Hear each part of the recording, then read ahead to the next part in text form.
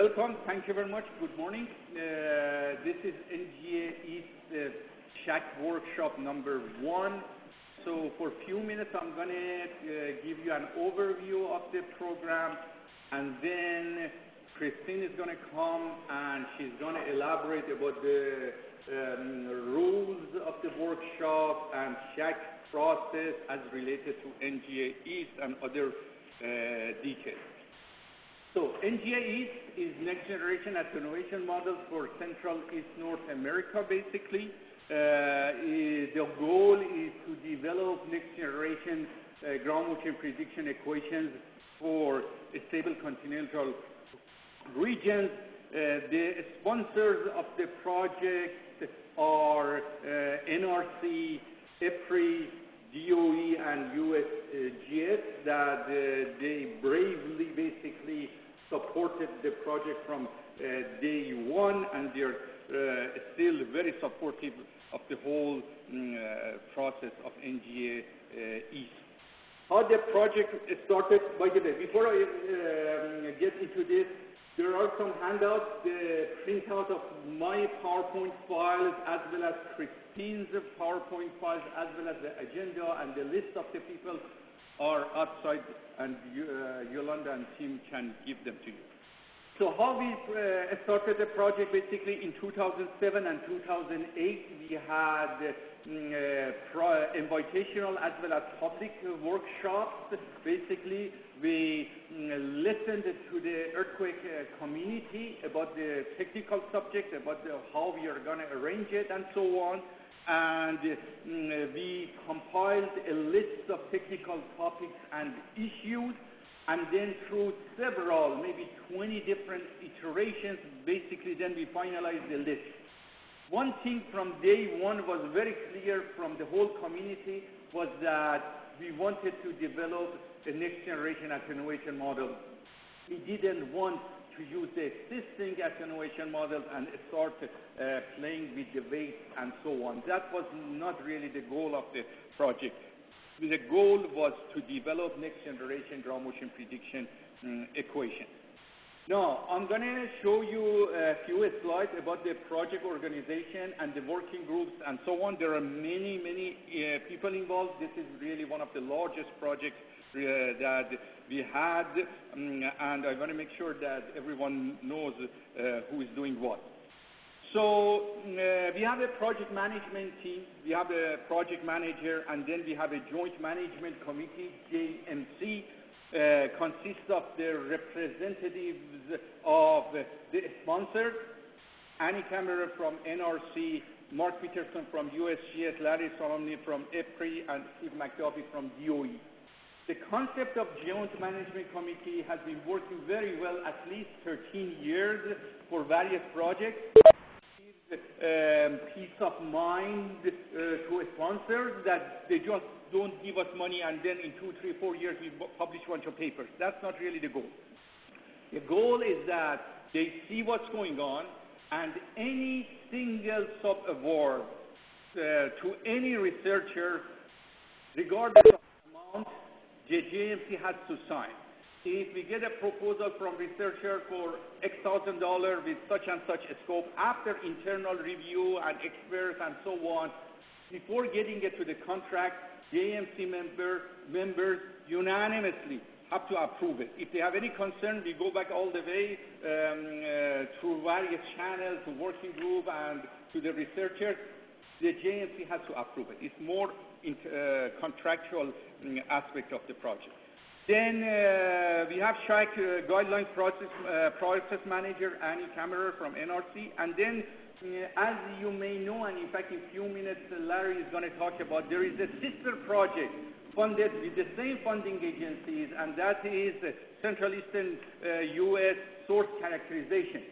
And that project basically is going on parallel to NGA East, and Kevin Coppersmith basically is the link between that project and our project. We want to make sure these two large projects are linked together.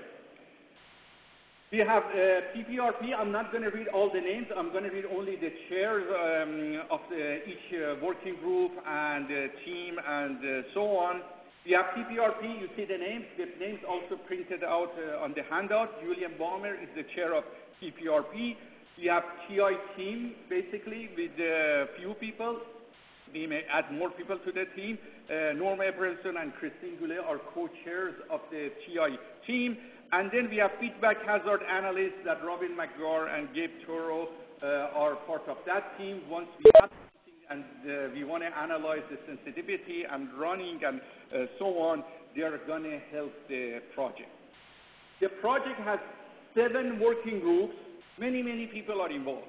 The working groups are researchers who are working on the details of the things to compile the data, to analyze the data, to come with some models and so on for various tasks, basically, that they have. We have 7 teams, and before I start this thing, I want to make sure that we know as a community, these are not the only people that are working on this project. The working groups are working on some tasks, but they may reach to outside of the working group to get help on technical issues. So the first working group is the database working group. Basically, the task is to compile empirical data, recorded ground motion in stable regions. And I just write only 1 line or 2 for the scope of each working group, because each working group members will give detailed presentations in the next 2 days and in the next 3 days. Chuck Mueller from USGS and Gabe Toro from Risk Engineering are co-chair of the database working group, and they are going to give a presentation later today.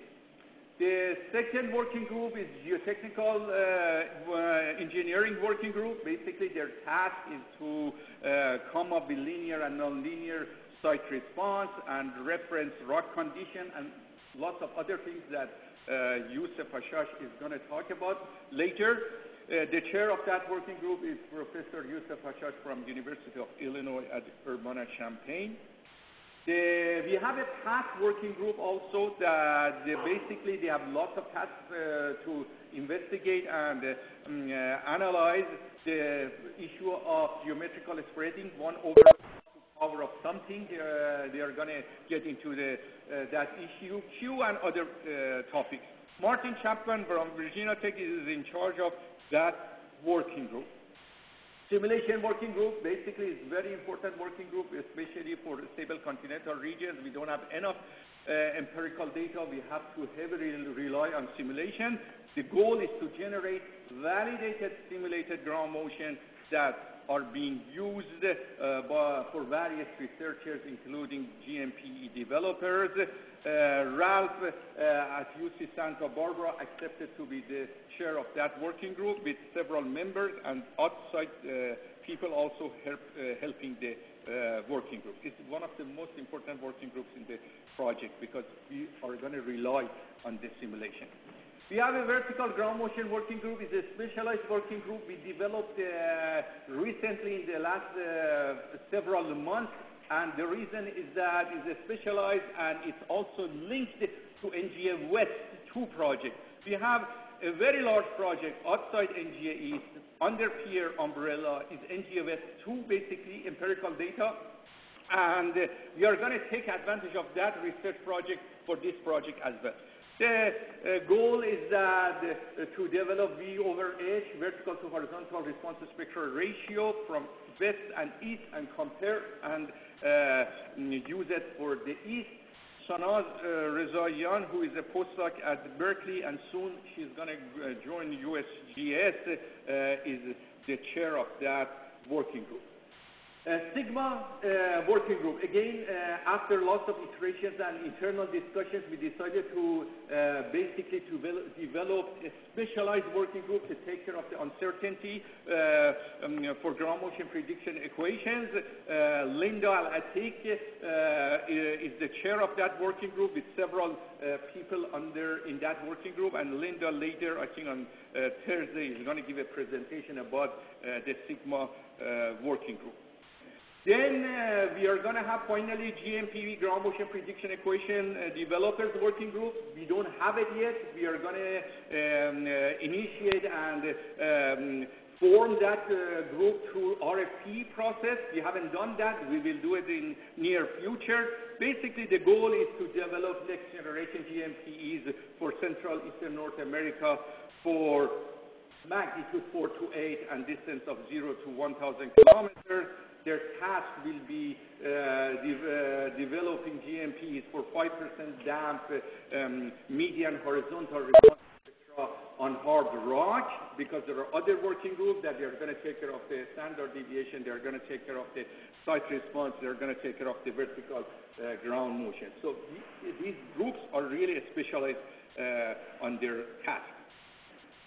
As you know by now, basically the project is SHAC level 3, and Christine is going to elaborate on the SHAC process as well as the application of the SHAC process for NGA East.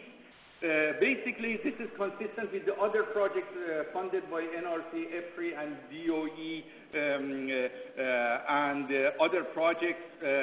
It basically ensures the transparency of the project and high quality, and again, Christine is going to elaborate on that. Project schedule, maybe you're interested in this thing. Basically, tentatively, we are shooting for September 30th, 2012 to have some preliminary model for internal review. We want to make sure to, that before we publish these things, they go through various levels of technical and administrative reviews. Then basically by September 30th, 2013, we are going to have models to be ready by various stakeholders, including USGS. This deadline is a little bit tentative because it's also dependent on the USGS, because, let me back up.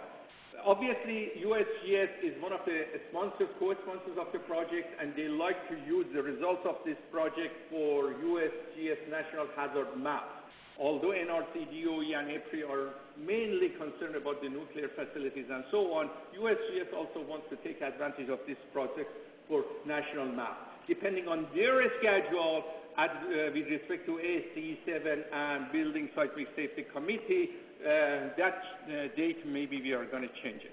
But what we don't want to change yet is the end of the project is September 30th, 2014, that we are going to have the final report, final models, final databases, simulated as well as empirical data, is end of the project. And we have no plan to extend that deadline. So definitely we want to meet that deadline of September 30th, 2014. Workshop, technical meetings, and so on. Again, Christine is going to elaborate. This is SHAC 1 workshop. It's a little bit different than the meetings that we have had it in NGA West and other technical informal meetings. And we will have those kind of meetings anyway, at the working group level, at the largest, at the smaller workshops, just to interact with the researchers at various levels. But this working group, this workshop is SHAC 1 workshop, is a formal workshop, and again there are rules and so on that Christine is going to elaborate. But I will assure you that we will have other technical meetings to meet with various experts and interact with the earthquake community. The next SHAC workshop, this is the first SHAC workshop. The next SHAC workshop will be on May 31st to June 3rd. Please mark your calendar. May 31st, which is Tuesday, and up to June 3rd, which is Friday, 2011. It will be at UC Berkeley, and the reason is that already they searched and found a nice meeting room for that time frame. May 31st, June 3rd, 2011 is the next workshop. So we love to hear from you basically at various levels. If you have any concern, any issue, anything related to the direction of the project or interaction of this project and other projects. For example, NGA West 2 is going on parallel to this, and there is at least one working group that is coming between East and West and so on. You want to see what's going on, please send me an email. If you want to interact with the JMC, Joint Management Committee, and various things, please send me an email. Regarding the role of TIT, TI team, issues of TI team, SHAC workshop, interaction between PPRP and TI team, and various other things, send an email to Christine. Her email is there. CC me also on that. Most importantly, in terms of contracts, no cost extension, invoices, and so on, please send an email to Darlene Wright. She's in charge of our administration. She's getting all the invoices, contracts, and so on. Darlene Wright, her email is there. It's in the printout. Travel expenses. For anyone that we cover the travel expenses, please send an email and all the forms and so on to Yolanda West, who is outside here, and her email address is this. Finally, the program is full, so during today and the next 3 days, Christine is going to closely follow the time slot, and we have to follow, otherwise we will be here till end of 2010. We don't want it. And agenda, as I mentioned, is there. Please follow the agenda. And finally, we really appreciate your attention, your time, and your cooperation. Now, Christine is going to come and talk about the SHAC process general as applicable to NGA specifically. Welcome.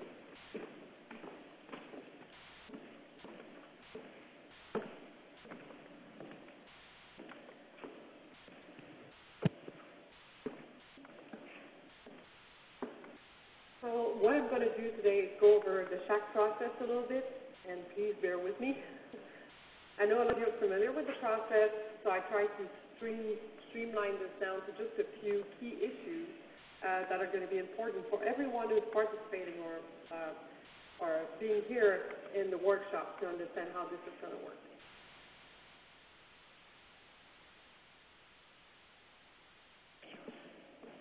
Can everybody hear all right? Good, thank you. Okay, so today then I'll go over the motivation of SHAC a little bit, and I kind of took the concept of SHAC and extracted what I think are the key components that are pertaining to NGEs, and that's what I'll focus on. We'll talk about the elements of SHAC, mostly who is involved, what are the different roles, and how they integrate together in terms of a flow chart we have that explains how the interactions work. I'll talk about the ownership of the product, which is always an issue that there's misunderstanding on, and I'll talk about the NGE's project plan, really a quick overview of the different tasks we want to achieve, and then I'll finish with the fun part, the rules for this workshop. So what is SHAC? So SHAC is a structured framework, really, to conduct SSHAC. It is documented in this new reg document we have here. And the procedures were defined by SHAC, which is the Senior Seismic Hazard Committee. So again, it's a procedural assessment. It's really to try to contain the procedures and make sure that everything follows a certain set of steps. The implementation of the SHAC procedures is in constant evolution, and there's currently new guidelines being developed and all that. The level, so level 3, quantifies the complexity. There's 1 through 4, and we're SHAC level 3. I'm not going to discuss any of the other levels. We're just going to focus on the specifics of this here. So the details of this for you, if you're interested to review, there's the new reg document itself and a summary of it as a USGS open file report. These are available on the NGE's webpage in the RFC page right now. We'll put it somewhere else as well in documentation somewhere. Everybody who's involved in NGE should at least go and read what their role is and understand what their responsibilities are in there. Okay, motivation for this assessment process. Well, this comes following researchers to 2 SSHAC projects done in the 80s by the Lawrence Livermore National Lab and EPRI. And they were doing these SSHAC studies for nuclear power plants in the central and eastern U.S. Because there's a large uncertainty, both in seismicity and the ground motion, both projects selected a bunch of experts to do the analysis. And the conclusion, very quickly, is that they ended up with very different assessments. And as you can see, those hazard curves here, I mean, they're in log scale. Those are big differences. It's not negligible. So following that, the DOE, EPRI, and the NRC tried to figure out what the heck went wrong, what's going on, and who's right, and why did we get such discrepancy. And they formed a SSHAC to address those issues. And as stated in the SSHAC document, the NUREG document here, they found out during the review process that really the issues were with procedure, not with technical issues. Really, it's because the way this was conducted, it allowed for different responses to be obtained. Some of the procedural issues that were highlighted, some of them go with the expert elicitation process, which was the way they went and picked and cherry-picked a few researchers. They didn't tend to share the same data, and they didn't tend to interact together. You might have had outlier experts and all those different things, and this led to these discrepancies. So the SSHAC process, again, is really a process, and we have to follow it. And like Youssef said, we're going to have many different research meetings as well, but the SSHAC is kind of an umbrella over it, and we make sure that things are contained in there as well. So now, the key feature of the SSHAC process is the definition of roles and people in it. So we have the evaluator experts in there. Those are people who play an impartial and objective role of assessment of the potentially applicable models right there. Then you have integrators. Those are people that ensure that the logic tree captures the broad view and the full range of legitimate models. These two types of people together are grouped into the TIT, the Technical Integration Team. And Annie's smiling. What's going on? She's looking at me. She's like, oh, she looks like a proud mom or something. Okay. Well, Annie's the SSHAC process manager for us in this, so I'm looking, and as long as she approves, everything's good. Okay. We also have resource experts. Those are the people who have in their control, or have some data, or have a model, or opinions, or different methods or models that can be used by the project. We also have specialty contractors. Those are people that we will fund to go and gather extra data, develop new models within the project. We also have proponent experts. These people usually have a model and they strongly believe in it, or they're going to take the position that a model is better than another one, and they're going to explain, well, this is better because of such and such, and it's really, they take a proponent role. A lot of you in the room here are eventually going to be proponent experts. Some of you are resource experts, and some of you are observers, which I'll describe in a second. But this is usually where most of the technical people fit in. Then we have the Participatory Peer Review Panel, the PPRP for short. They ensure that there's a procedural and technical review of the project throughout, and they make sure that through the project, everybody involved and the TI team captures the full range of views, and that they document and justify the decisions they make clearly. Other roles in SSHAC, so we have project sponsors, obviously, the project leader or manager, the feedback analyst. Those are the ones that we give input into PSA chain. We see how it comes out, and it helps us determine what is important and what is not. And observers. Observers, as per SSHAC, are people who observe and do not participate, who are there to witness, to learn about the process or the project, and to eventually, they want to be involved in some way. We also have additional categories for NGA, so the GMC that Youssef mentioned, and the working groups.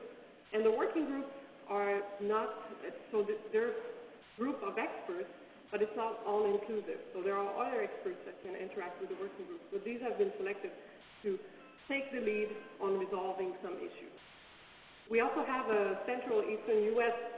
Seismic source characterization interface, because for this project, we're going to use a lot of the outputs from the SSC project, which is in the final stretch right now.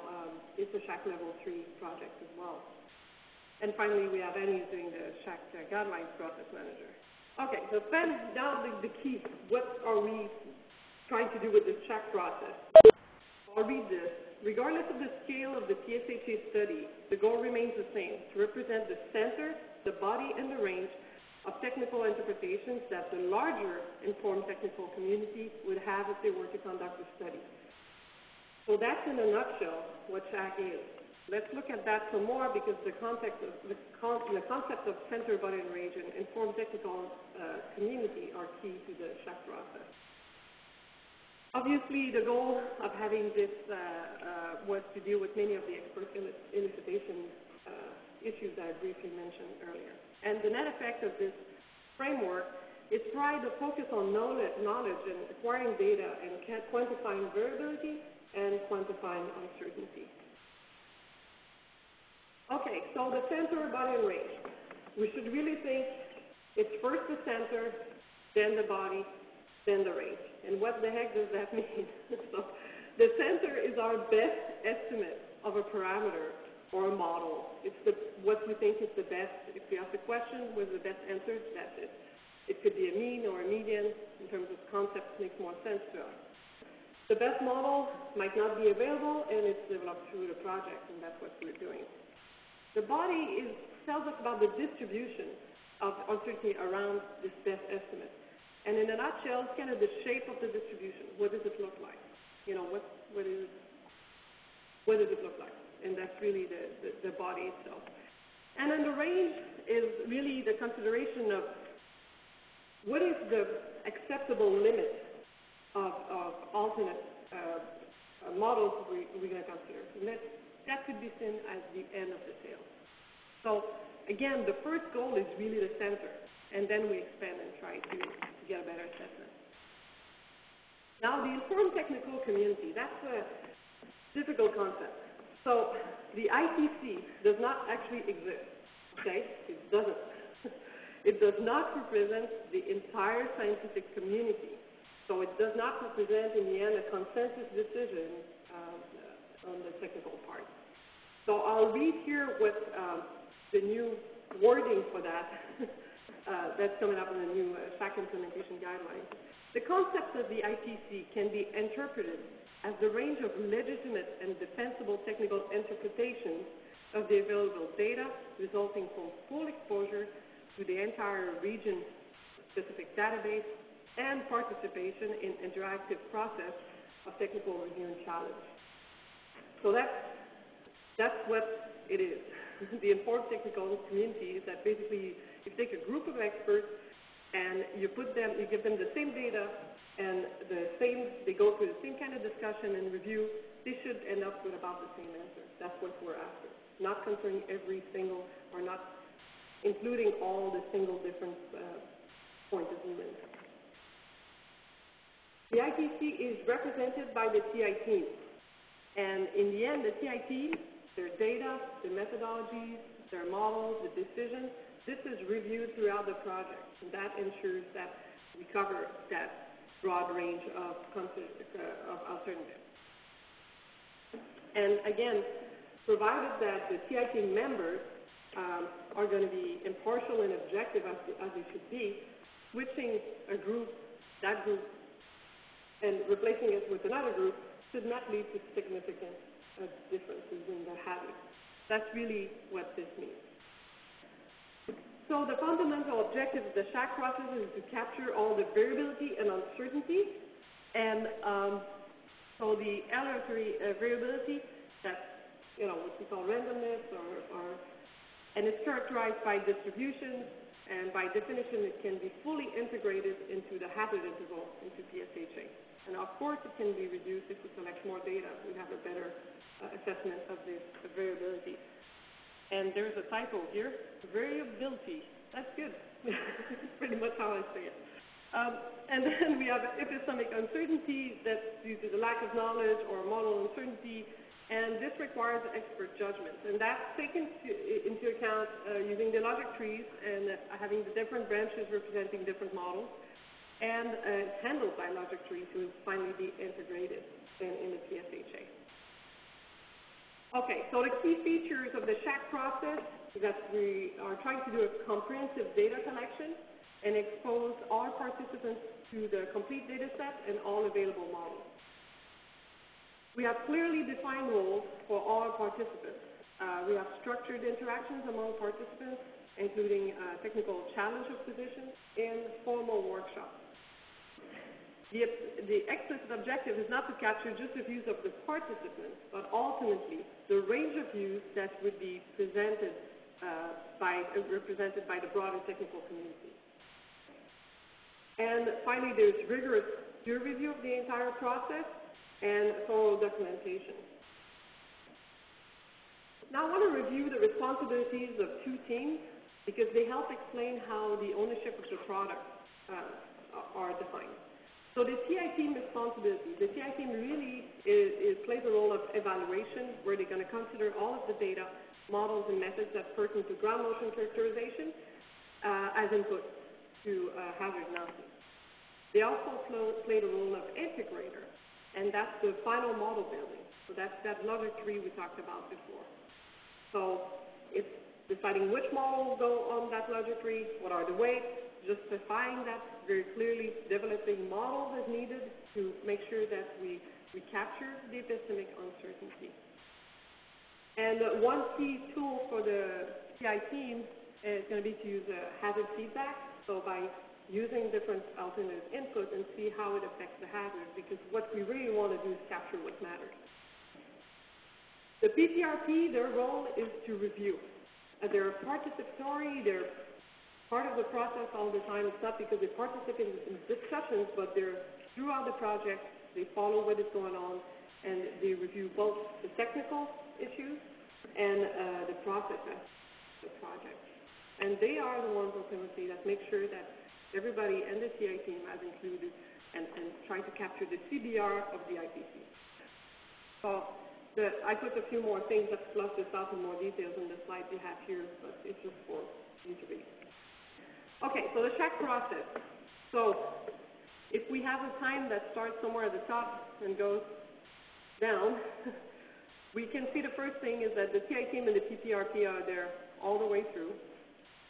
We have at the beginning some technical staff, experts and contractors who will go and collect data. That's been done and it's ongoing. And they come up with this preliminary database. And then we have workshop one. That's this week. You have resource experts that come in, and then we talk about the critical issues we need to address in the project and to identify whether the data we have so far captures what we need, the data, the models we plan to use. And that's where we're going to also define if there's need more work to be done there. That's where we'll define it. So it's this week. Following that, following the comments and what we gather from this workshop, we go and go further, developing the models and the data and all that. And then we have workshop 2. That's going to be in June. At least one of the workshop 2 is in June. Because there can be multiple instances of specific type of workshop. And at this point, we still have the resource expert who's going to help out with making sure that the data that was collected is sufficient. But we also start to have proponent experts coming in here and advocating for a specific type of model or view, and that's where we're going to have, I guess, debates. Yes, this model is better, this is, and that's where these discussions will come up.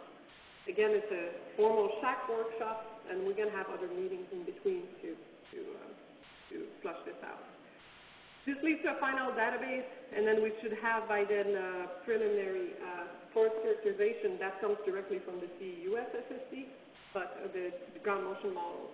And then when you go to workshop 3, we don't have the experts coming in the same way. It's more presentation of the model and what we have considered and all that. And then this is evaluated for completeness. And hopefully in time and on budget, we'll finish this project somewhere in 2014. So that's really a nutshell what the SHAC process is. I know it's not very exciting to hear, but if it gives you a broader sense of what we're trying to achieve with that SHAC process, that's the goal. Okay. And the slides won't switch anymore. Oh, it went out. Okay, good. Thank you. Okay, this leads me to an issue that could be contentious. There's a lot of misinformation out there, so I want to clarify that here. The ownership of the output of PSHA. It came out from the SHAC evaluation, when they were preparing the new reg document, that it was necessary that there be a clear definition of ownership of the input into PSHA, and hence ownership of the results of PSHA. And so, in other words, a SHAC process is not an opinion poll. Okay?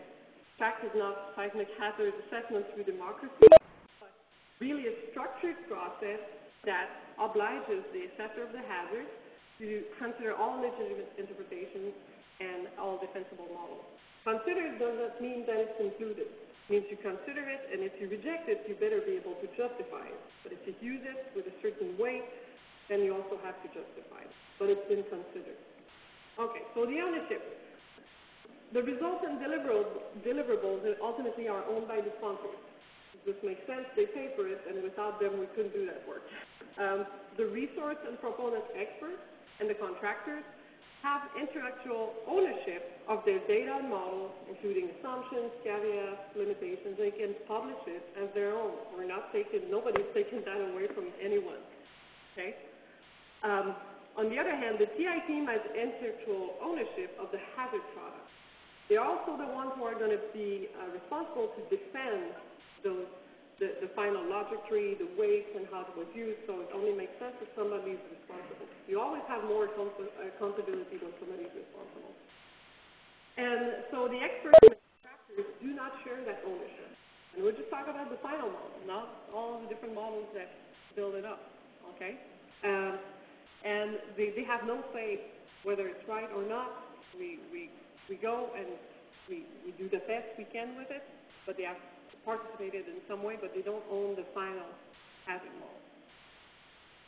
So that's an important distinction. Okay, NGE. So our objective is to provide the best estimate of distribution for ground motion on sites located up to 1,000 kilometers from future earthquakes in SINA with magnitudes ranging from 4 to 8, and to provide the epistemic uncertainty associated with the estimate. So in overall, we capture the center with the distributions and the body and the range with all the epistemic uncertainty as well. So the NGE technical plan, what we really want to do is focusing on what matters. And for the earthquake scenarios are expected to drive the hazards, SINA ground motion models will essentially be based on simulation, because we don't have a recorded motion for large earthquakes and larger earthquakes that will drive the hazard. So capturing the center, body, and range of the source, path, and site parameter distributions and their correlation is therefore the key technical challenge here. And we're going to talk about that today, and that's what we want to make sure we're doing. Okay? So the technical plan, we try to break that down into a digestible form, and it's not easy. Those of you who have seen the task list, it's a massive spreadsheet, but I think that with this we cover the basics. So we first compile all the data, ground motion data in SINA, and relevant data in other stable continental regions. We want to identify and evaluate currently available simulation methods. So that requires the assessment of the input that goes in there, so the CBR of the different paths, force, and site issues. And then we're going to apply those selected simulation methods to develop a database of ground motion. Okay? So these first two topics we're going to cover in some way today, this week. That's a long meeting. Then we're going to have the development of alternative GMPs for the median horizontal motion on hard rock. And that, again, is going to be done through RFC, which is going to be sent within a couple months. With that, we need to capture the range of simulation methods and the uncertainty of the input parameters we have defined before. In parallel to that, we will develop a method for addressing vertical motions, develop a method that also to address site response, and develop a suite of alternative models for the single station standard deviation. So we have, Youssef has talked about those three working groups, and we're going to work together here.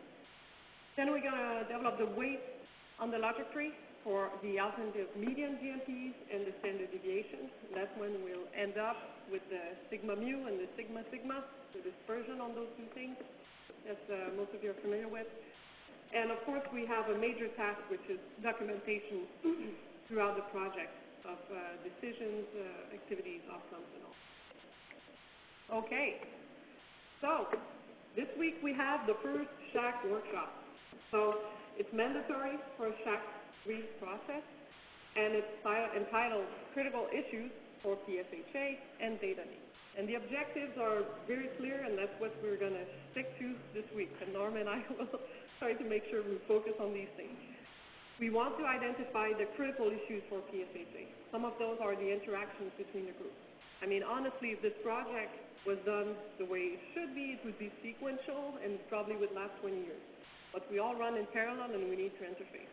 Okay? We're going to review the data, quality, availability, and methods for completeness. Do we capture the range? And that includes the source, pipe, path, input for simulation, and ultimately GMP development. We want to identify research needs to address the critical issues. There's a way to do that with specific projects. We want to get out of this meeting with this. We also want to identify additional data sources and see how the data can be recovered. So we will try our best, again, to make sure we focus on these objectives. Okay, so SHAC workshop, that's where I become the kindergarten teacher, talking to a bunch of seasoned professionals and tell them how it's going to work. And it's an awkward position, but it's important we do that so we can go through our objectives this week. I want to note briefly that the presenters here are presenting results from collective work. It could be from the working group or from other people. We just try to capture this. So it's not like one person pretending that they came up with everything. The discussions are going to be focused on the critical issues and data needs. Okay? It's not the place for proponent discussions, this is better, this is not. This is going to happen in workshop view. It's going to be maybe more exciting. But today we only care about, okay, yeah, there's this, we consider it, okay, good. Then we'll assess later. It's not the place for in-depth interpretation either. And if there's a kink in a graph that looks exciting and we'd like to flush it out, it's not the place. Unfortunately, we're not going to go into that detail. I then told many presenters, if it looks very interesting, it probably doesn't belong here. So it's not the place. It's not the place to have fun technical discussions at that level. Okay. The interactions are structured. So in the agenda, the last page of the agenda has a list of people who are invited to participate in discussions every day. It was difficult to identify those people, and don't feel left out. You might be participating in other workshops as a proponent or a resource expert in the future. So only those people are allowed to interact in the discussions during the day. That list, again, changes every day. So make sure you review that. If you have an important issue that you want to bring up that's relevant to the workshop, come and see Norm or I at a break, and we'll see what we can do with that. Okay? The public can attend the SHAC workshops as observers. So observers observe, right? Here we've done a little exception to the SHAC workshop. We allow observers, people who are not involved or listed as resource experts, to provide comments at the end of the day after the sponsors as time allows. We're not going to stay here until everybody has said everything, because we're going to be here maybe longer than 2010. Further comments on the workshop or technical issues can be provided in writing by email to Norm and I directly, and you have our email in there. So again, NG East as a whole, and also within the different working groups, we'll host different research meetings or more interactive. Okay? This is just not this type of meeting today. And let's just all have a great week and fun, if we can, through this process. And I also want to quickly remind all the presenters that you should conclude all your slides with a summary of critical issues and data needs for your topic, so that we can, after your presentation, we can refocus, okay, these are the key issues, and then we can initiate the discussion. There's a timer right there on the nice iPad. Do you want to show it to the crowd? And it shows you here the time remaining. So we're ahead of time, and I thought I talked slowly, but we start the week on a roll. Let's keep it up. And so make sure you look at this. If you have multiple speakers in a session, just before you start, we'll assume that if there's 30 minutes and 3 speakers, you each speak for 10. So that's how it's going to be set up. If you have a different time set up, just let us know so we know and we don't cut you short. Okay, so I guess we can make an exception. Is there any questions on the workshop process? Okay, so now we're going to go ahead and move to the sponsor's point of view. And we're going to have first Annie Kammer from the NRC come and give her report of the day. Sorry.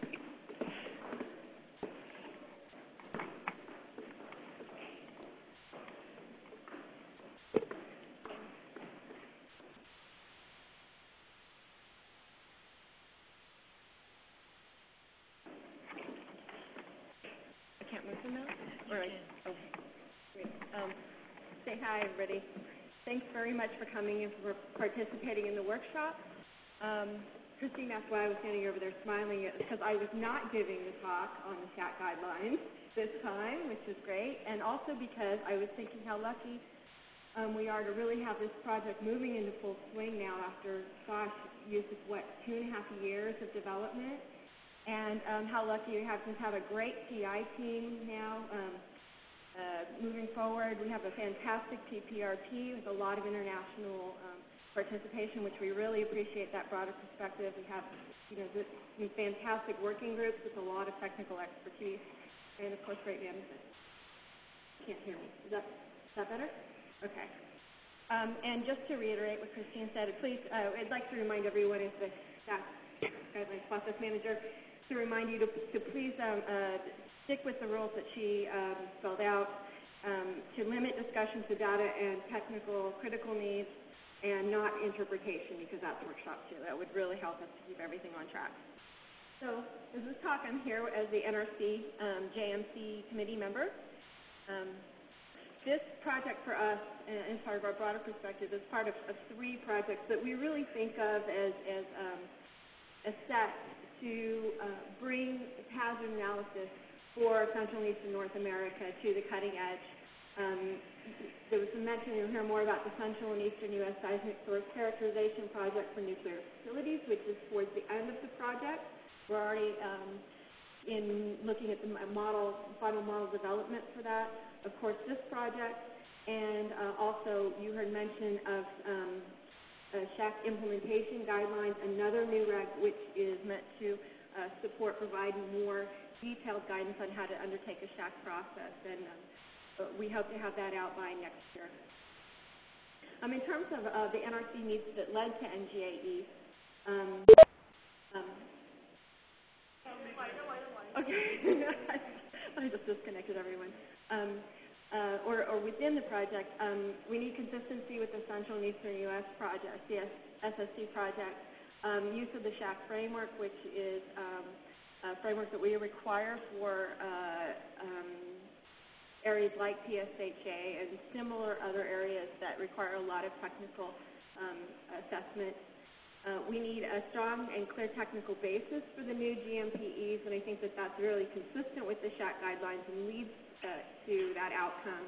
Transparency, openness, and communication with the public and other stakeholders is very important for us as a federal agency, because of course between us and DOE and USGS's participation is a lot of the federal tax dollars at work here, and so it's very important that the public has and other stakeholders have buy-in in the outcome. Clear and complete documentation is a very important element of that.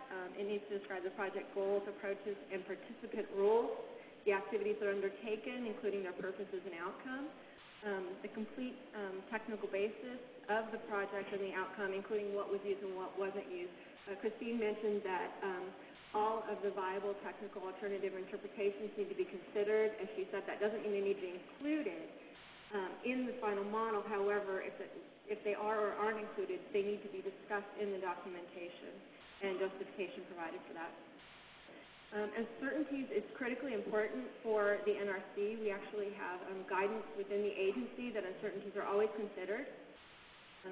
A review of the SIGMA-related topics, of course, was undertaken very early in the NGA East project with the SIGMA workshop, which is probably where I saw most people here the last time. And we need a review of technical issues comprehensively. Identifying areas where uncertainties can be reduced through targeted research is something we've been doing even from the development project, and we continue to do, and this workshop is very important for that. Areas of where epistemic uncertainties can be under-assessed also need to be considered. And we set up the project to really get at the epistemic uncertainties. And of course, appropriate quantification is critical. So you've heard a little bit about the SSHAC guidelines. I'm remaining, okay. You heard a little bit about the SSHAC guidelines, and so I won't go into them because Christine's already done a great job of capturing those. But just again, the views of the larger technical community being fundamental inputs are really important for the SSHAC guidelines concept. And the consideration of alternate hypotheses and really the discussions that really get to why certain things, the benefits, the drawbacks, and a full understanding of alternate hypotheses. And another thing to consider is PSHA is a snapshot in time of our current knowledge, and so we really need to do the best that we can to fully understand our current knowledge base, understanding that the next big earthquake in the east will learn a lot more. We just do the best we can do today. Not that I wish for a big earthquake in the east, but you heard about the center, body, and range of the technical community and the viable technical interpretations, and of course, to D-ring binder set, which are the SSHAC guidelines. So thank you all very much. Thanks so much for coming and participating, and I hope everyone has a very productive and interesting week. Oh, I need to now introduce the speaker following me, Steve Mcduffie from the Department of Energy. Surprise, you're next. Hopefully your talk's on here. Thank you all very much for coming.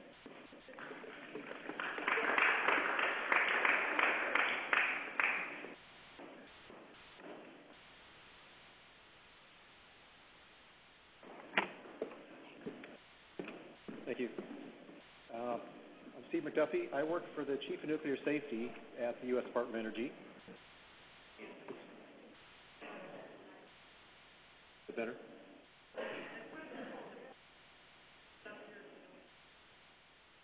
Yeah. The Chief of Nuclear Safety and the DOE Office of Nuclear Energy are working together to sponsor the NGA East project. Some of you may have met Bob Creed at the meeting back in June. He represented the Office of Nuclear Energy, but he recently left the department. I am now filling DOE's position on the JMC for NGA East. I have worked on the TI team on the CEUS project for the last 2 years, so I'm well aware of the need to properly characterize the seismic hazard in the CEUS. The Department of Energy has many diverse missions, but 3 stand out in the need for earthquake hazard mitigation. First is the nuclear energy mission of advancing nuclear energy as a resource to meet our future power needs. NGA East clearly will benefit new and existing commercial nuclear facilities, hence the Office of Nuclear Energy chose to co-sponsor both this and the CEUS SSC project.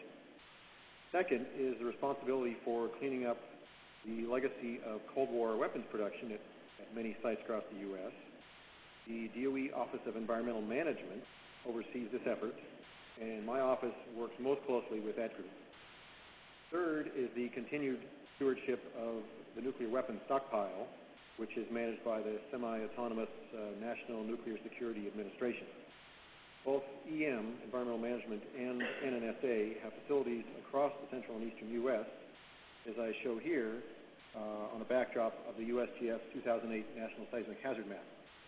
As you can see, DOE has done fairly well at locating our facilities in the areas with elevated hazard. We just missed the bullseye at Paducah. The Chief of Nuclear Safety is primarily concerned with the safe operation of DOE nuclear facilities, and at many of our facilities, the most severe accident consequences are postulated to result from earthquakes or other natural phenomena. Given the hazardous inventories at these sites, we need to ensure that the seismic hazards are properly characterized and mitigated at our nuclear facilities. To be sure, DOE has not always managed seismic hazard characterization and mitigation well. Major waste treatment facilities under construction at the Hanford site in Washington and Savannah River site in South Carolina have encountered delays and cost increases because of inadequate seismic characterization and design. We've taken a number of steps in recent years to improve our performance, and working hard to have the best available hazard characterization as represented by the products from the CEUS study and NGA East is just one of these steps. In terms of defining the hazards, we expect that NGA East will provide significant long-term benefit to both regulators and owners of nuclear facilities, government and private facilities alike, and we greatly appreciate everybody's time and effort on this project.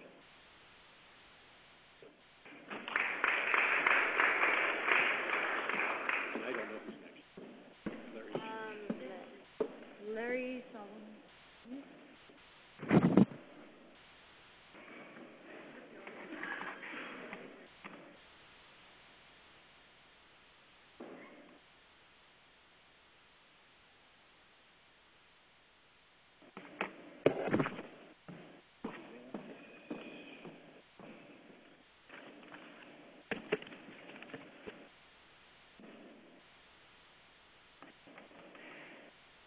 Good morning. Good morning. Appreciate the opportunity on behalf of the industry to present a few minutes with respect to our goals and some of the other items that we would like to present. I have two slides. The first slide is more or less the technical goals. And then, as you will find out with NGAE, there is another important part, which is the decision on the part of the sponsors for implementation, which can be, a major decision on how it's formalized and how it's used later. So there's really two big issues: the good technical work that we all want, but then the implementation. So let me start with the first slide, and we'll go over some of the technical goals. Think of yourself as a CEO. There are three basic issues that I found when I established the CEUS partnership that needed to be addressed. The first is, if I have to spend, let's say, approximately $8 billion on a unit, how much of that can be invested with a certain amount of certainty? There's certainty in three areas.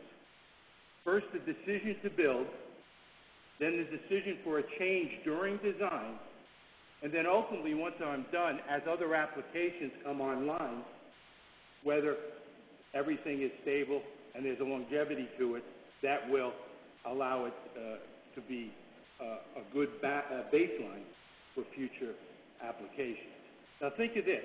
If I'm going to invest $8 billion on a unit, if I can save 1% in the interest rate in 2 years, on the time from project inception to project operation, I could save about $1 billion. So what we are doing here is trying to cut that time down from project inception to project operation. Now, once we look at those other two issues, the design stability and the ultimate use later, those goals in the first bullet item are important. Consistency. Does one consultant speak about a major source the same way? The cost, we estimated at the beginning of the CEUS project, you could save $500,000 by having the whole CEUS done rather than each utility doing its own site separately. We're hoping for a 10-year longevity to this work. Likewise, one of the things I found when I was establishing the partnership, being able to capture the informed technical community and do it in a timely fashion was extremely important to them, so that it didn't stretch out too long so that they couldn't use the results. And then ultimately, if you look at the environment today in Washington, D.C., having worked with a lot of our representatives on Capitol Hill, the industry-government partnership is really very important. That's there. Moving to the next slide, This is the implementation issue. As you know, there are really two major inputs, the source model and the attenuation relations, the predictive equations that need to be updated. Both really need to be updated in order to replace the existing. So if you think about it, the CEUS will be completed in 2011, and that's part one. And then right now, the final work will be completed, which will be part two for the ground motion equations in 2014. Now, one of the things I've discussed with the NGAE project is looking for an opportunity to move the results for the predictive equations earlier so that we'd be able to combine the results with the source model sooner to see what the full package will show. Now, there is hope in that request because when I look at the project plan, I see that there will be a workshop in June of 2012 where they will use the model to help see what the results are using the source model. And so somewhere in 2012, based on even the current schedule, we will know, how it is working with the source model. But that would be a challenge, an administrative challenge, in order for the funds to be sufficient to support that, and that would be important to industry. Thank you for your attention, and we'll move on to the next speaker.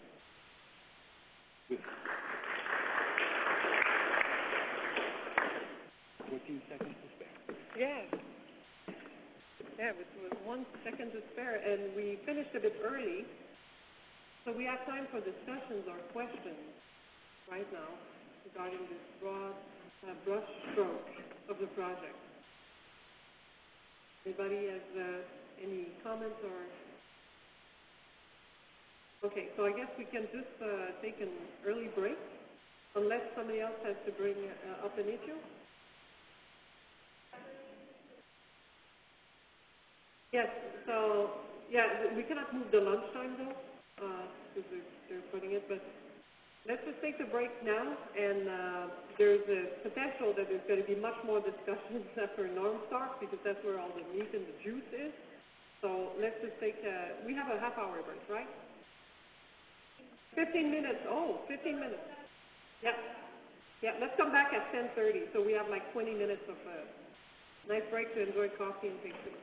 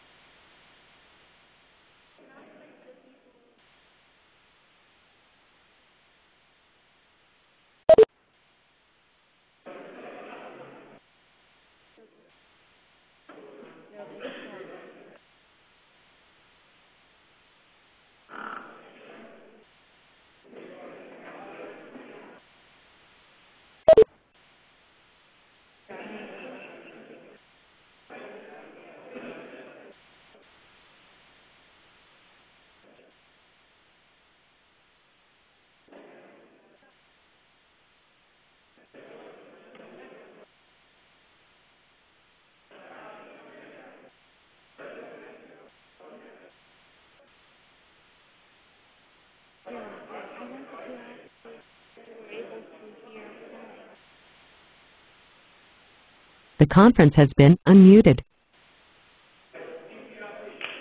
Hello everybody, I would just like to have your feedback on the audio quality of the conference. Were you all able to hear fine?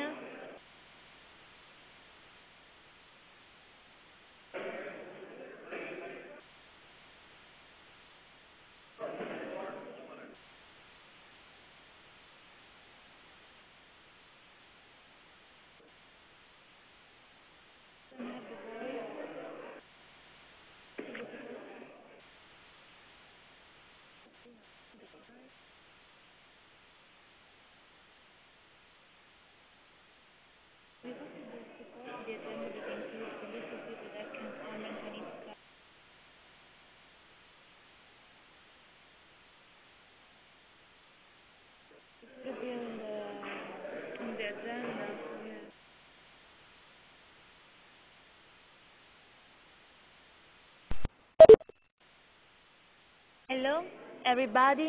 This is SSHAC. I would like to ask if you were able to listen to the meeting so far. This is Gary Hart. Yes, I was able to listen. It was beautiful. Okay. We received a question whether it would be possible to post the agenda that includes the list of people allowed to comment on each session. That list is included in the agenda that was sent via email at the broader participants.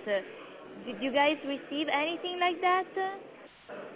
I don't remember, to be honest with you. That's Gary Hart. Yeah. Just a second, we can check with the management how we can provide this list. Just a second, please. Okay, I'll see what I can do. Okay.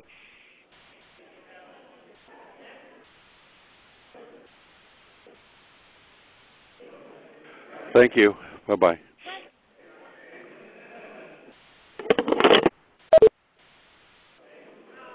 You know, Camilla, I have it.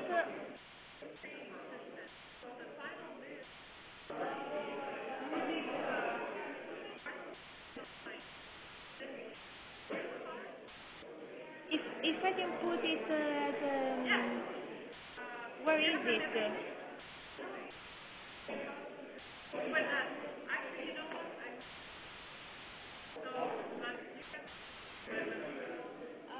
We have it on memory stick? Do you have it? No, I gave it back. I don't have it. Do you have the list of people that can participate?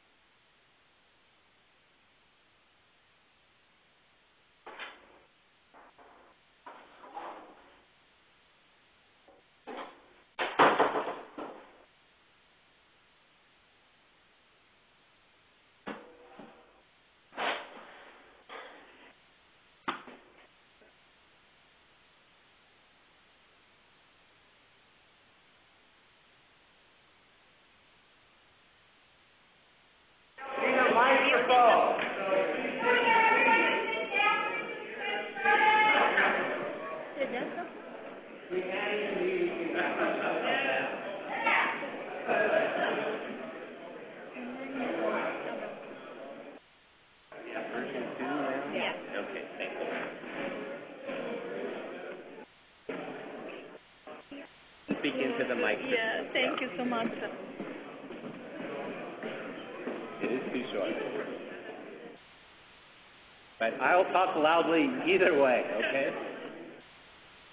All right, good morning. I do want to add a couple things to what Christine added in terms of our objectives. Part of what you're going to see, I hope, through this whole project is a shift in demographics, all right? We are trying to get people, and now I'm saying under 50, involved, okay, so that we can have some knowledge transfer, and it's not a bunch of us just about to retire doing all the work now. So yes, it's under 50. If you're under 50, you're in the new group, okay? So throughout the day, if you start to see younger people involved, this is our goal, is to really get this out of the hands of just the same old guys doing this work every time. The other part I wanted to mention was thinking about what's going on in these SHAC workshops versus our science workshops. And if you think about what's happened when say the USGS does their national hazard maps, they'll have a series of workshops, they'll take back information, and then they'll go build their logic tree or their models back in Golden. Here, we will have those same types of science workshops that are open. The SHAC workshops are really trying to open up that process of what's happening when we take all that data back together and start to build the model. So we're trying, what you will see is our series of formal SHAC workshops really are intended to show you what's happening as decisions are being made so that you can see sort of inside what used to be closed doors. So this is intended to be open, clear, transparent, and it should be clearly defined technical justifications for why models are included and why models are not included as we move forward. All right, I'm talking this morning on, I'm hearing myself coming back. Critical issues and interfaces, and this is very simple. I'm not going to show you data. That's all going to start to come this afternoon. So our approach, Youssef mentioned this, but I want to repeat this before. So we are developing new models. We are not applying weight to existing models. That really is not going to make progress, is what we decided. We've got to start over and come up with a set of new models that are complete and comprehensive. So we'll be getting new data, we'll be building new models and so forth, and then really in the end, as Christine said, this is going to be based primarily on numerical simulations. And how do we get whole sets of numerical simulations done in a coordinated way such that we can use the results? So for our approach, which will lead to identify what are our critical issues, for the median horizontal, mainly relying on empirical simulations, we'll have then a mixture of empirical and analytical models for site response. For the standard deviation, we are using something called single station sigma. You'll hear more about that on Thursday. That is going to be evaluated using also a combination of empirical data and numerical simulations. And then the other piece of our model that we're bringing along mainly is our vertical to horizontal ratio, which will also be a mixture of analytical site response models and empirical data from other regions. So what are the critical issues? So I'm going to tell you what I think are the main issues, and when we get to the discussion, what we want to be sure, have we left something out? Is there some critical issues or handoffs that we need to be careful about? So what this all comes down to is our main model that we're going to be using is going to be a stochastic model primarily. We can generate that efficiently for lots of cases. And one of the key issues we need to deal with is the geometrical spreading in the first 40 kilometers. Because we're starting with the source at 0, how we attenuate that over the first 40 kilometers is really critical to us. Okay? So whether that's 1, 1.2, 1.4 really matters, and that's something we have to pay attention to. Stress drop, then, once we've got this thing attenuating as well, what are our median stress drops? And is there magnitude dependence, and in fact, to those stress drops? because that's going to control what's happening in the high frequencies. With those two pieces of the problem, we mainly deal with what's going on in the high frequency end, which is of concern in the nuclear industry. In terms of regionalization, how many regions do we use? So we'll talk about that on Wednesday, I believe, if I get that correct. For regionalization, there are reasons for regionalization, crustal structure differences. We may have depth distribution differences if the earthquakes are deeper in one part of the eastern U.S. than in another part, that could matter. So while there's a lot of science to developing fine regionalization models, we need to keep it simple, yet as simple as can be justified. So as simple as possible, but no simpler is the way we try to say this, such that we can't really have 20 different regions. Okay, that's not going to be practical. Yet more than one region it may come up, and how we're going to deal with that. So our regionalization needs to be justified based on impacts on ground motion, not just that you see differences in what the crustal structure looks like. So this is the regionalization that has been used in the EPRI study back in 1993, and that had been the starting point for a lot of work. So in the end, while a lot of different regions were looked at, here I think it was 16 different regions, we had the EPRI work had boiled it down to 2. Had combined basically all the regions in the north and central into one, and identified the Gulf Coast as a separate region. Okay. Now, when we do this, if we're going to regionalize, we need to come up with ways of how to apply the model. What do you do when your site's in one region and the earthquake's in another? So there's a lot of complexities that start to come up when we regionalize. So as I will repeat, we need to keep it as simple as we can without losing too much information or basically getting a bad answer out of the whole problem. But this is what we'll be talking about on Wednesday. So critical issues on simulation. So we're committed to using numerical simulations as our basic tool for ground motion. So the first issue of simulation is the validation. Okay? We need to show that models work. Okay? And then what parameters are used for the validation? Which ones are fixed? Which ones are variable? In a formal way, how we do all of this.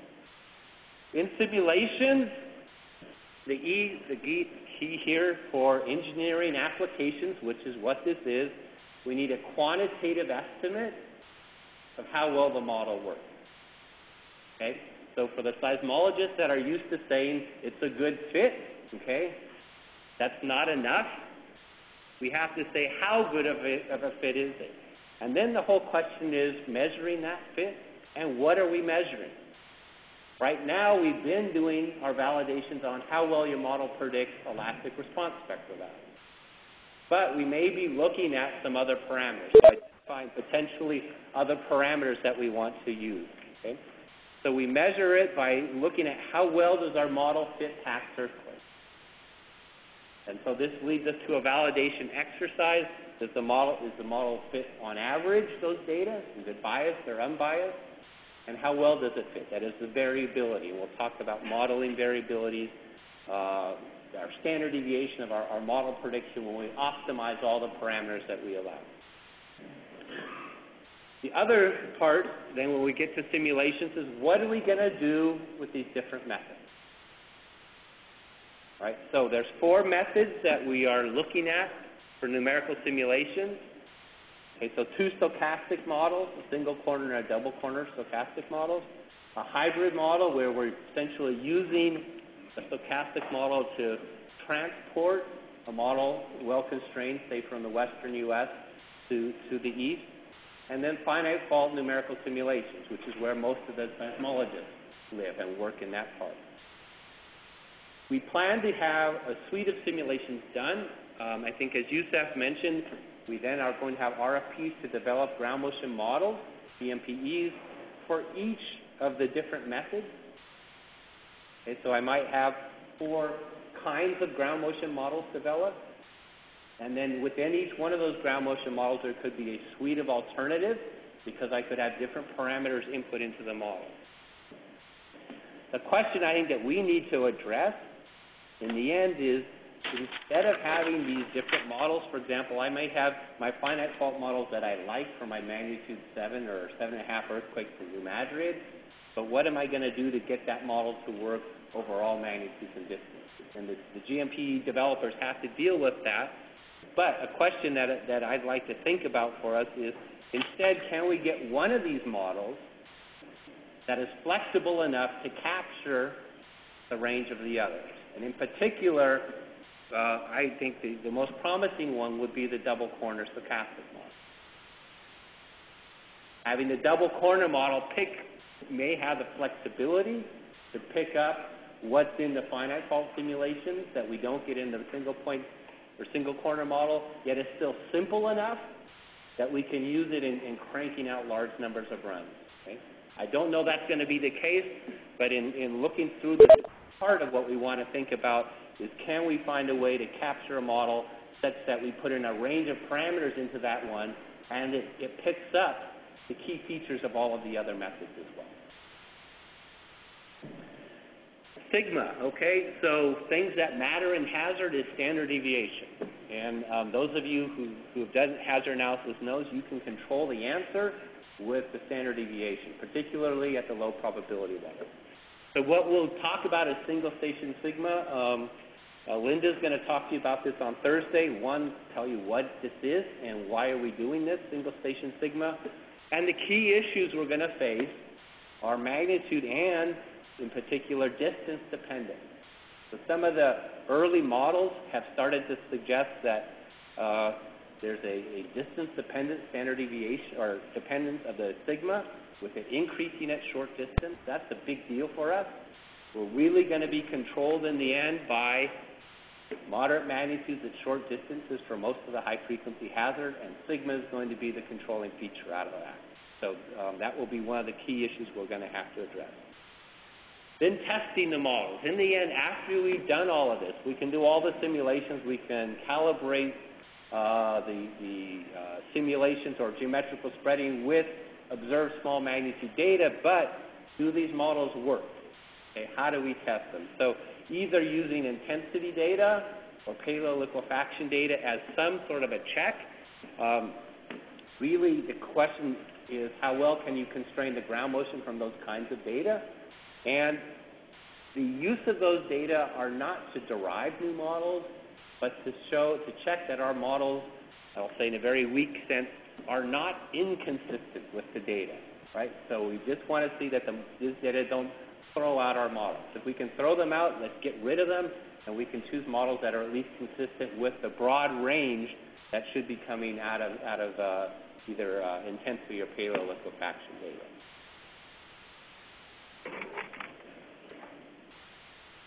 Okay, for standard deviation, a key issue is how are we going to deal with variability. We can get at standard deviations not just from empirical data, but from also forward modeling. So when we go and start to use our numerical simulations, we can put in ranges of parameters for future earthquakes and get out a range of what our ground motion would be at a site. We have to then, here I said, include all the parameters that were event specific. So if you did simulations that are when you put in a stress drop, for example, an event-specific stress drop, then you need to randomize that as a future earthquake term. If you put in slip distribution, because you're doing a finite fault model that was optimized from the recording, then we need to do random realizations of slip distributions for future earthquakes. Okay? The problem we're going to get on all of these events is that here we don't randomize any parameters that are fixed. So if you have a rule that says in your simulation, rise time scales as a function of magnitude, and I'm going to use this median value no matter what, so every magnitude 7 has a certain rise time, then that becomes part of your model and is not something that we randomize in our future realization. The goal here is that we find a way to systematically track variables such that we get consistency in the numerical simulation and the empirical evaluation. And this leads all to what we'll call our parametric variability of the ground motion. Now, I'm going to talk about, so this is going to be an issue on how we specify all these. I think on Wednesday, we'll be talking about numerical simulations and how we start to get at these parameters. Are they correlated, and a lot of other issues that we get at. In general, what we've started to see is if you simply randomize all of these parameters that you put into finite fault simulations without tracking any of the correlations, you get much bigger variabilities than we're getting out of our empirical models. So either our empirical models are underestimating the variability, or the simulations are overestimating because they're missing the correlations of those parameters. And that really becomes, I think, a key issue for the use of simulations for getting at the variability. So let me talk about a few of the interfaces that we have to track. And this is really trying to make sure that what we're doing in the different working groups fits together, okay, and we don't have any inconsistencies, and we have a clear handoff of information. So we begin with regionalization models. So the PATH working group is charged with looking at regionalization and making some candidate models for how we regionalize the eastern United States. But part of what they have to do when they do regionalization is take observations, okay, and now they're going to have to get to turn those back down into attenuation or geometrical spreading terms. They'll need to get them all to a common site condition. So they're going to have to take out our site effects. So there's an issue of the side effects that they're going to use with our geotechnical working group's evaluation of site response for use in the forward calculations, and those all need to be consistent. The other issue of regionalization does, if we regionalize the geometrical spreading, do we also then have to regionalize the stress drop? And we're back to issues of, if I use 1 over R geometrical spreading to estimate my stress drops, and then I go to another area and say, no, it's 1 to R, 1.2 fall off, would I get a different distribution of stress drops? So we're going to have an issue here that we need to be clear on. Because the regionalization may not just be in the attenuation terms. We have to find a way to see, does that impact the source or not? Or would, an alternative would be no, the sources are the same, but then we have to be able to justify that kind of an issue. I think this is going to be a tough problem for us. We may not have enough data to regionalize source parameters. Validation, interface issues. So the validations that I talked about earlier are both for finite fault simulations and for point source simulations. We need to have crustal structure and geometrical spreading terms defined.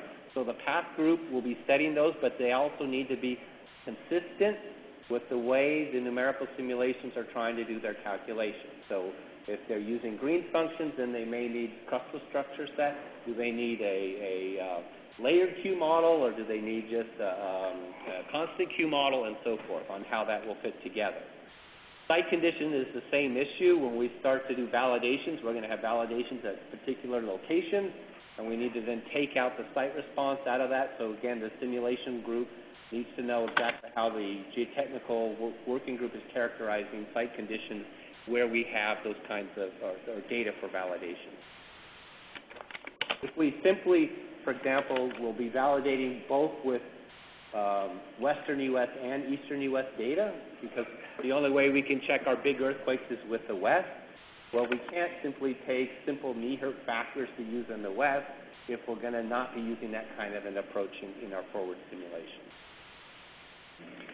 Sigma model. So our Sigma working group is responsible for building up a Sigma model that's actually, they're dealing both with the Western U.S. and the Eastern United States.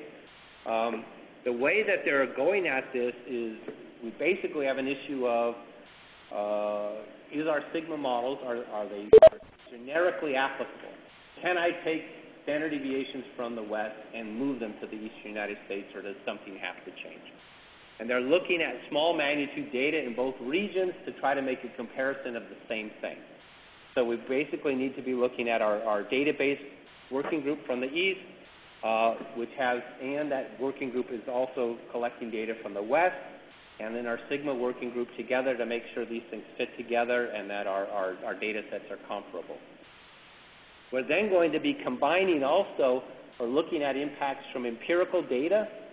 So this is the standard deviations we would have for empirical data, the between event, or also we call this intra-event, and then the within the event, or intra-event standard deviations that we break into the empirical model. Our simulations we generally break up into different ways, into this modeling and parametric, because it's easier to do. But we need to be able to get single station variability, or sigma, out of our simulation methodologies. And that's really not something that naturally happens, because our modeling and parametric doesn't naturally divide itself up into single station sigmas. So that's going to be an issue for the simulation working group and the sigma working group to figure out how these numbers are comparable and how they can be combined. Aleatory variability, again, for numerical simulations, we take two parts of it. Parametric variability, where we run ranges of parameters from our inputs into the simulation to get a whole range of future earthquakes. And then we have our modeling term, which is based on the misfit and calibration. Our empirical models really only have this lower part. They only have a modeling term available to them. Testing of our ground GMPEs then, so we're looking at using historical earthquakes. An issue we're going to face in all of this is, for example, if we want to test our models with intensity, with MMI or whatever is available, the source characterization group has gone through and characterized these earthquakes and their magnitudes. And now we're going to have to make sure that the way that they're characterizing it fits with the parameters that we need to look at for numerical simulation. And also ground motions here I put that we need to be triggering liquefaction, how to constrain those. I haven't put down anything as to what we'll do because we haven't figured that one out yet, exactly how we're going to approach that, but there's going to have to be some interface with geotechnical issues there and our ground motion models. And I think I'm about finished. So summary of all this, we have to focus on what matters, all right? So repeatedly in these studies, you get often to the interesting science issues as opposed to what really drives the hazard. So the whole purpose of SHAC, of having hazard feedback, is to focus you back on what matters so we don't miss what's important because we were studying something that is of scientific interest. And so the key issues, we'll start with our initial hazard feedback, or our expectation is that we're mainly considering moderate magnitude earthquakes, so 5 to 6 within 40 kilometers, as driving what we're using on high frequencies, and then large magnitudes at large distances as being significant contributors for the low frequencies. We'll confirm that when we start to get our hazard feedback results, and that's part of what Larry was talking about starting up next year. The interactions, again, between the working groups is simply to make sure there's a clear handoff of information, okay, so that we're passing off things that fit together, and consistency between what the different working groups are trying to do. All right, and I think I am finished. 6 minutes ahead of schedule. So with this, we'll start a discussion and we want to focus this on what are we missing here, not a lot of technical details that you said you haven't, to tell me which model is better or not, but we're starting here as to what... The conference has been muted. Okay, we're muted. Are there other features in these basic main... can I go back to what I had presented? Did I just cause you problems? Yeah.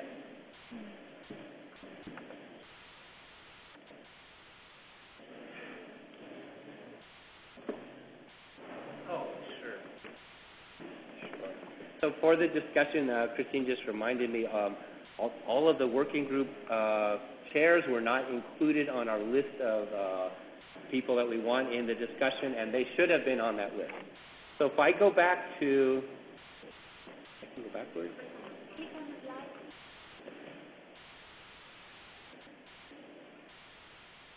So our critical issues that I think are probably going to be our most important are going to be geometrical spreading, stress drop, regionalization. Those are going to be the things that are going to control our answer the most, in my opinion. But are there other topics or issues that you think need to be addressed, critical issues that are not captured right now in this list that we've got?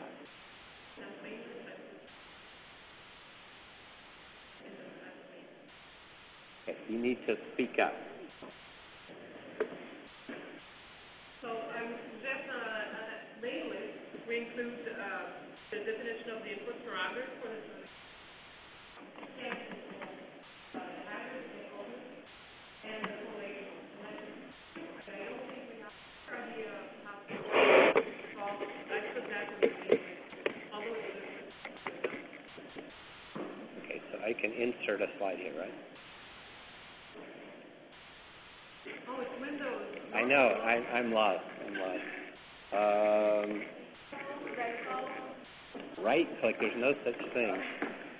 I'll let you do that. Well, I don't know this either. I converted to Mac. Okay. Where's your home? Just make like a blank page. Right under your design right here. Thank you. You just right click and then add whatever you want. Okay. Right here? You want it here? That's fine. Yeah, full census fine. Okay, so I'm just going to list so that we don't miss anything here. You're saying inputs, right?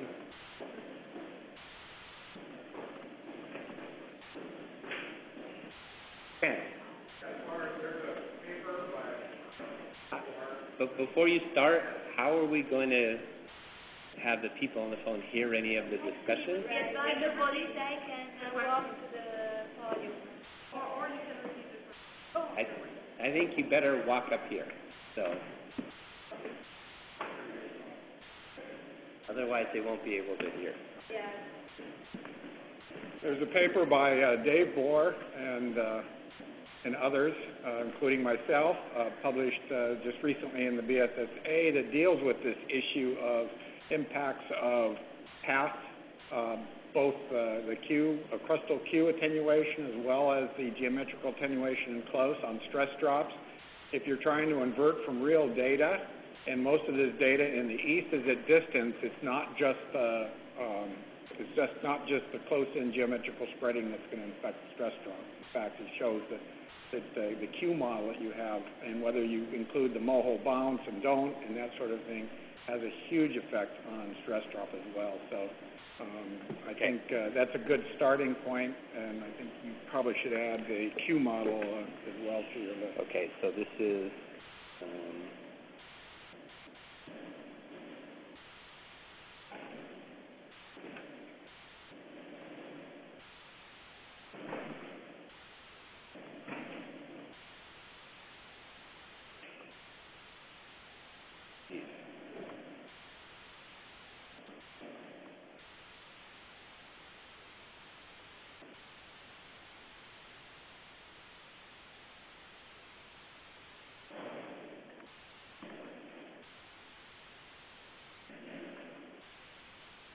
so does that capture that, Ken? That it's not just the close-in data that are controlling your stress drop.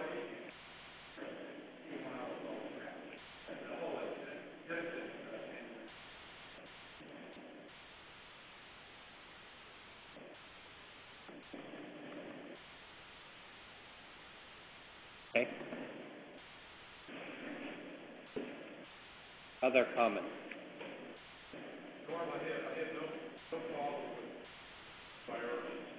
I would recommend there are different ways of application. My background is stochastic methods that take everything. Long spectrum, that's common, but stochastic methods. I is a little bit odd in referring to look at general data as ground velocity and it would be trivial in the simulation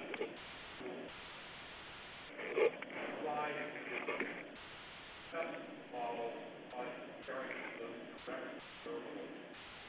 I know that Bill did the work with acceleration, accelerating spectra. To me, that's a derived work that's strongly integration. So I would recommend that in testing of models that you look at other than parameters that are typical for earthquake. Yeah, so let me summarize what Bob just said, is that in doing validations that we not simply compare to what he says as secondary parameters of the ground motion like response spectra, but something more basic of you said bandpass filtered peak velocity. Is that correct? I'm coming from the point of view that I know these applications out there that rely on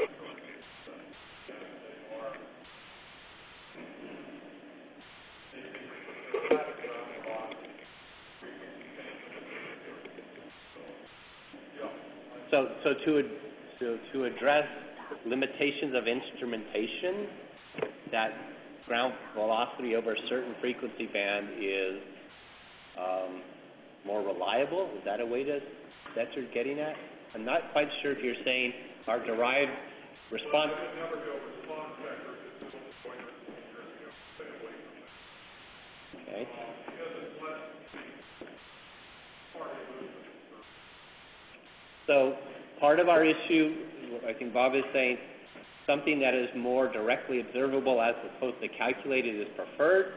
However, I'll give you more. However, what we're actually using is response spectra. I have no problem with that, but that's the forward model. Use that same forward model.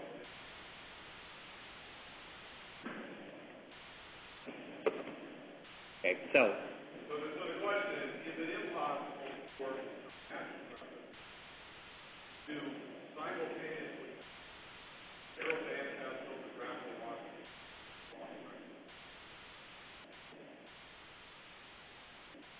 okay.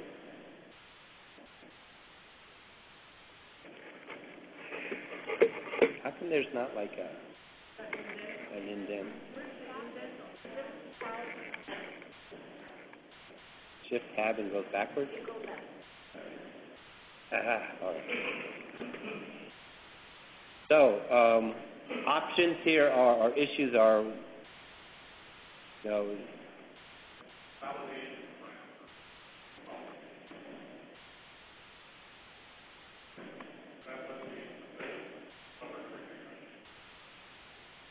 let me say include as opposed to be based.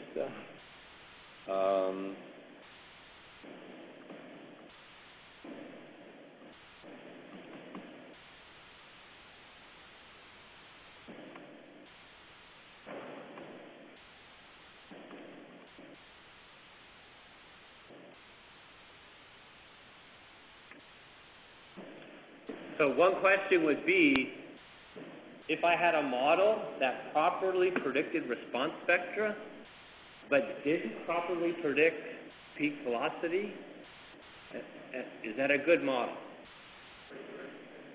Or vice versa? Well, but I think what Bob is suggesting is, if it predicts peak velocity right, does that mean it automatically predicts response spectra right? Ideally, you want them to predict both.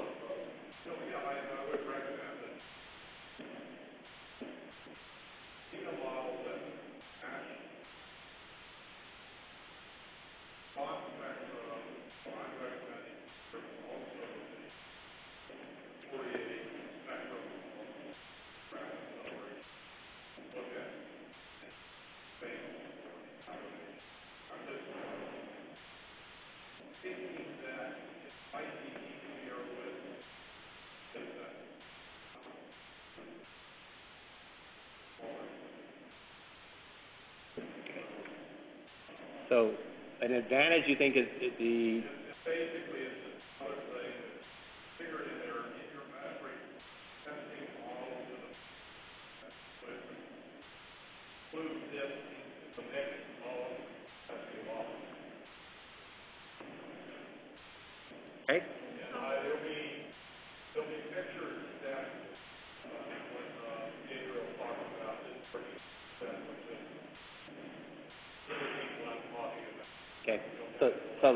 So let me summarize for the folks on the phone, and then I'm going to have to drag the rest of you up here, I think, so that people can hear it and it's recorded.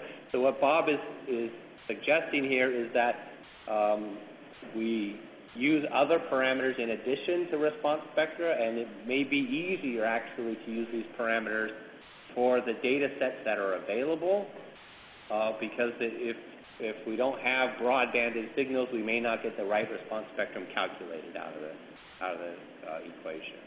I think what probably will come out here with is a separate task, or a group will have to identify our validation parameters.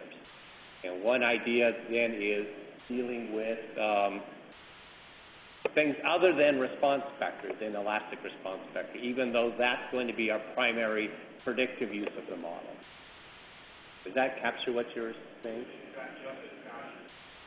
My personal interest is that I'm all geared up by these parameters. Okay. So part of this is these data are ready to go, right? As opposed to all the response spectral values. Okay? Good. Ralph, I'm going to make you come up here. Sorry about that. Tomorrow we need to get a floating microphone. Well, it's not going to work. The phone is there. So. Is the phone hearing the microphone? No, it's not hearing the microphone. It's hearing right there. Right. We'll have to find a new approach. Well, in the working group on validation, one of the issues will be, in fact, to look for the parameters that are going to be relevant, not only the response spectra, because it's very clear that duration plays a major role in some of the factors, liquefaction and other things that are involving a long number of cycles. So we will be looking at other parameters that will include, like Bob has just mentioned, okay, narrow, basically a bandpass velocity where you get a peak velocity. Or we'll be looking at other parameters such as CAV, or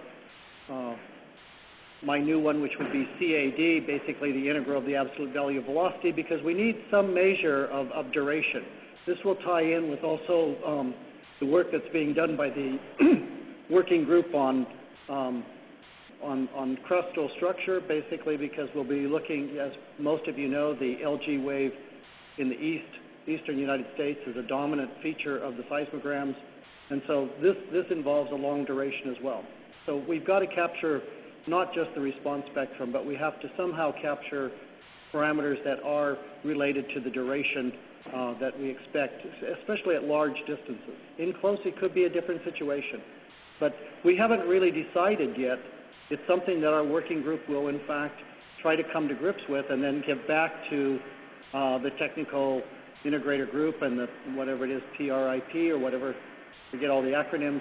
But anyhow, we will be feeding back information about what should be the parameters that we're actually validating against.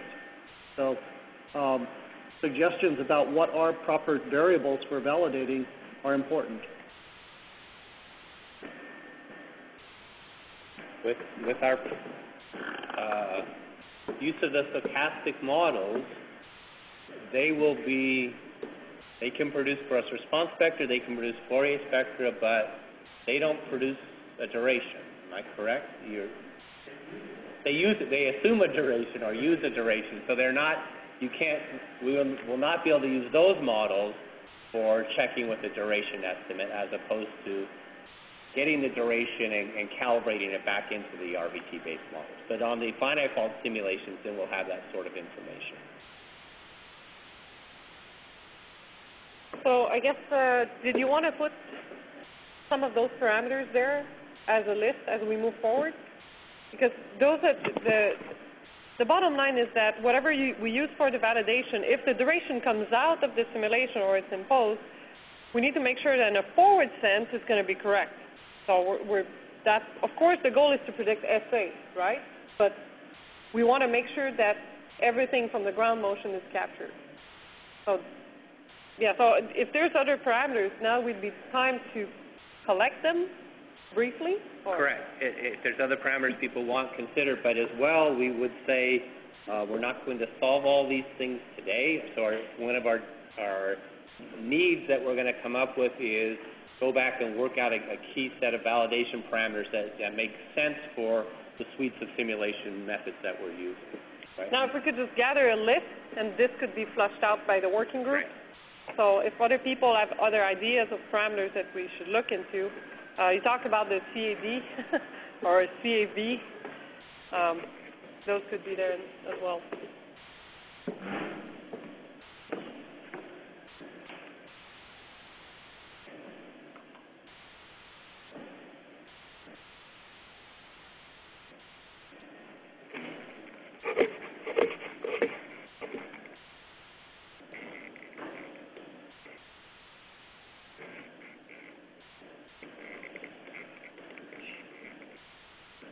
Get that out of the way. Okay, any other parameters that people have in mind at first? Okay. Okay, thank you. Have is useful for us as well as it's got a regulatory pedigree, I would say, as opposed to anything else. Other critical issues besides the validation, if there's no other validation. Mark, you have to come up here, Mark. No, we're not going to allow you because it's not going to. Sorry. Yeah, that's fine. Thank you. And what we're asking is be sure to introduce yourself so that the people on the phone know who's talking. All right. I'm Mark Peterson. I just wondered what you had planned.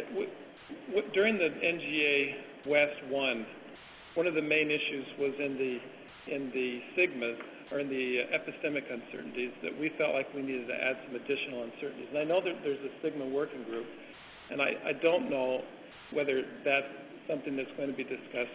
But in addition to that, I think in particular for the East, there are a lot of issues with some of the caps that you might apply to some of these ground motion models.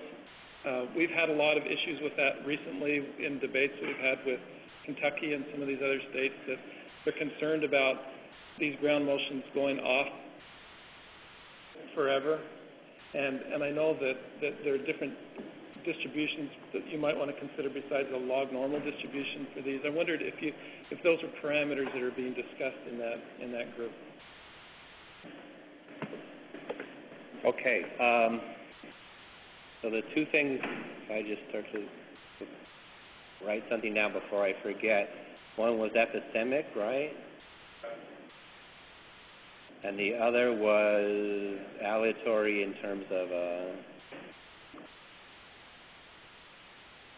upper tail, right? So.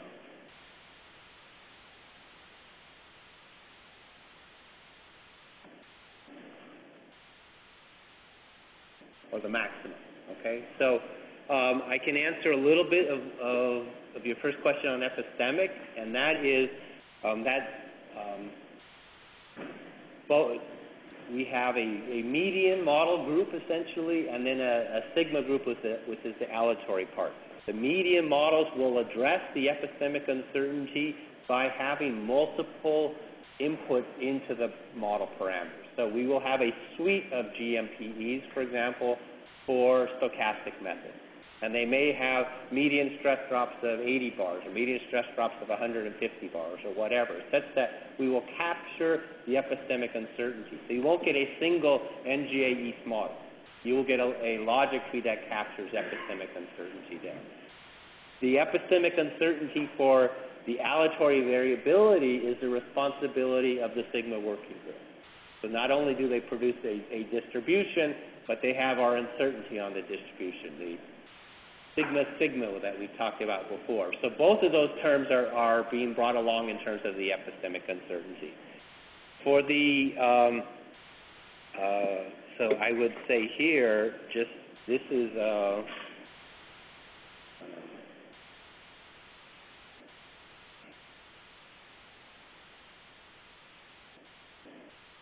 should be captured in the logic trees that we're providing here. For the upper tail and deviation from log normal, we haven't talked much about that.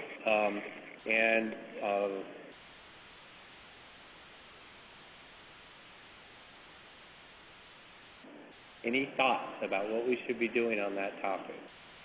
Do we need to have something to address maximum ground motion? Well, epistemic, I think we've got covered. Oh, they're related. Okay, are you going to, deviation? Let me just put other than log normal, and then absolute maximum, right?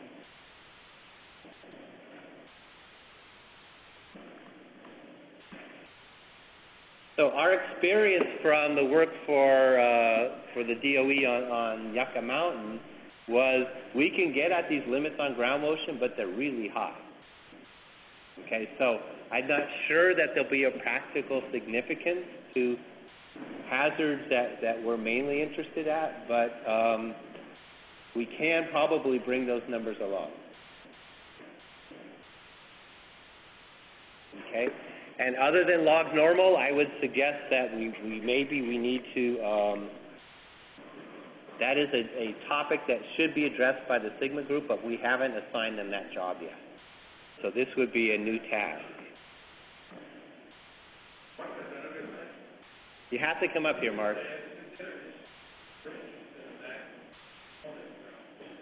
Okay.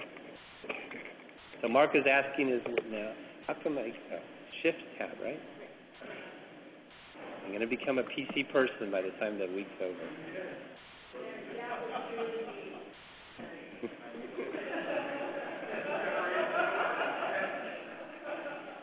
Okay, so what is our plan? What current plan is that we go to GM, not GM, but whatever is NGMS, we are examining. We're doing D50, aren't we? Okay. NGMS, we are going to examine. But what about in NGA East? Are we giving them both? So far, we committed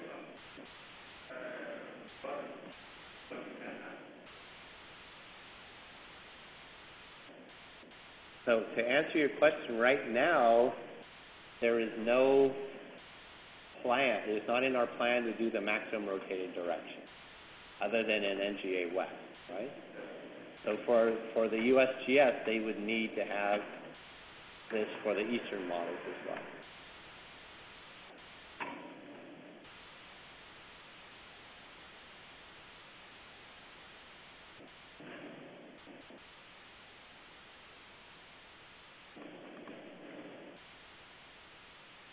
Just to be clear, when we say GM D50, so we are taking the median of all of the response spectrum in all different orientations. So the 50 refers to the 50th percentile. So if I computed the ground motion every degree and rotated it, and for each one computed the response spectrum, we're going to report the median value. Yeah, Bob. So Bob Herman is speaking.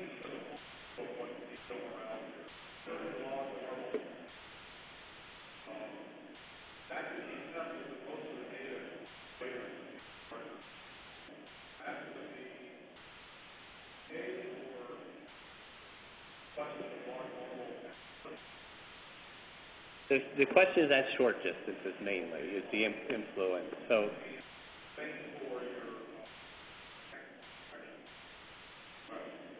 that's everywhere.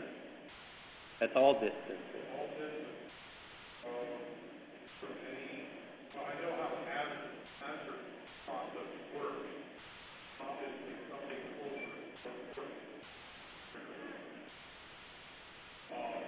Max direction.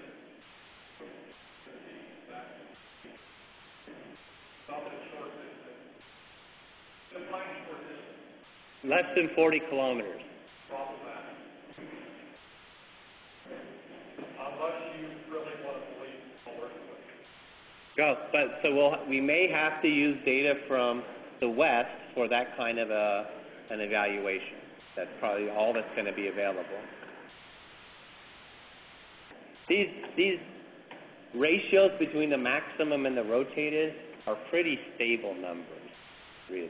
I think we can look at it, so for different areas, we could compare California and Japan and so forth to see if those are moving around. But in the past, we have bigger uncertainties than this. I think we can bring it along, but our bigger problem is where are we centered as opposed to these types of corrections that we need to apply.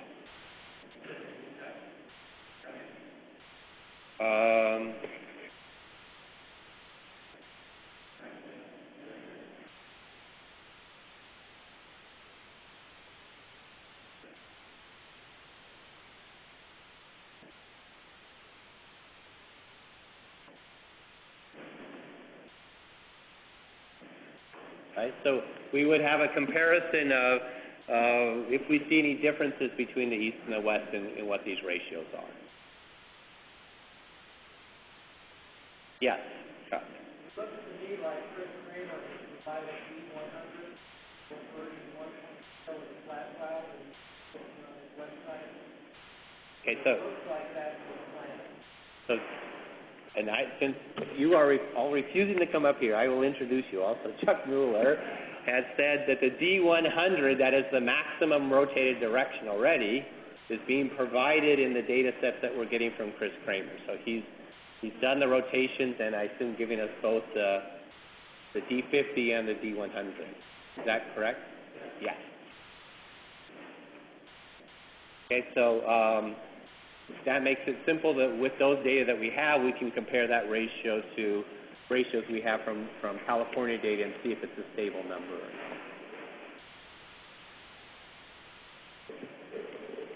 not. Okay? Other comments on what we're planning? Yeah. So, I'm not familiar with you. Introduce yourself, please. Okay.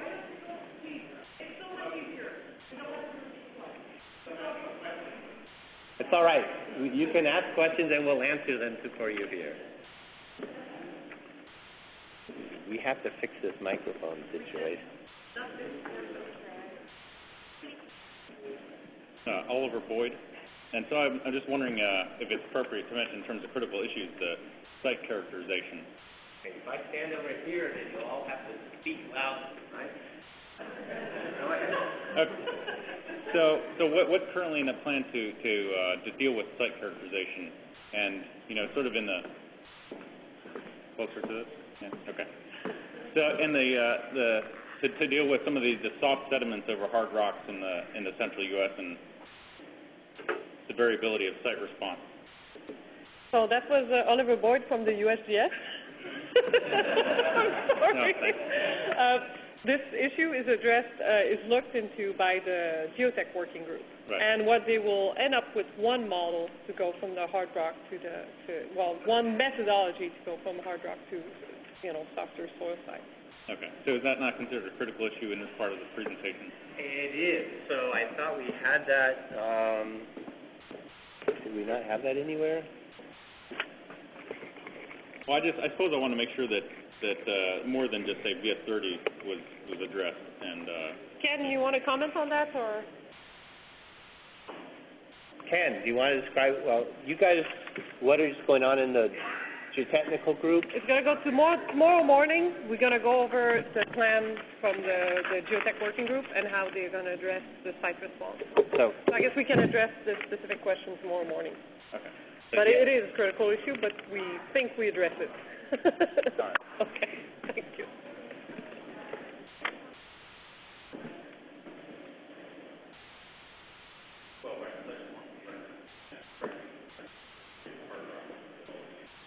Right. So we've listed that right now in one of our interface issues, that we make sure that the corrections we're doing on site response to get out the geometrical spreading is consistent with how the geotechs are giving our site amplification factors.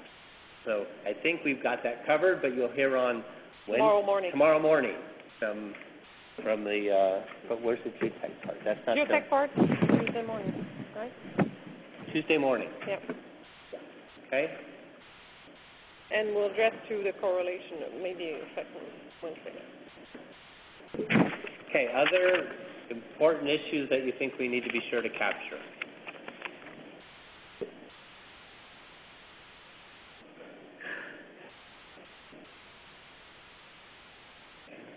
We're used to somebody saying, "Where's my model?" Right? You got to use my model. Yeah.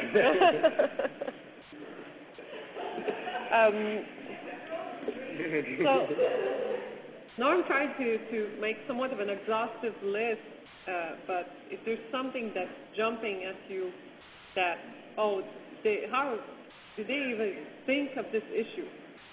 Could be an interface issue between the different working groups, how we handle. One thing I can see is going to be an issue, although it's a smaller one, is how we're going to define the input parameters for the simulations, but then what one model sees as one input, the way it's quantified in the model is going to be different from one model to the other. There's going to be some adjustments there. That I don't know if you. They don't all have the same input parameters. Yeah, exactly. Correct. So some input parameters might be a mishmash of things that internally use a basic input parameter, but then create something else with it. And I think that's going to be an issue, but hopefully we'll resolve that with the simulation working group. So it looks like we have a great plan and we're on the road to victory, right? Looks too perfect to me. Would it help if we flash back some of those slides that Norm went through, do you think? You want to do that? Why don't we go ahead and go back just so that we don't stop too early? But, no. So I would say on our planned approach, our logic trees for the horizontal and the sigmas are planned to be independent. Okay, so the standard deviation models will attach to all of the different median models. They won't be correlated moving through those models.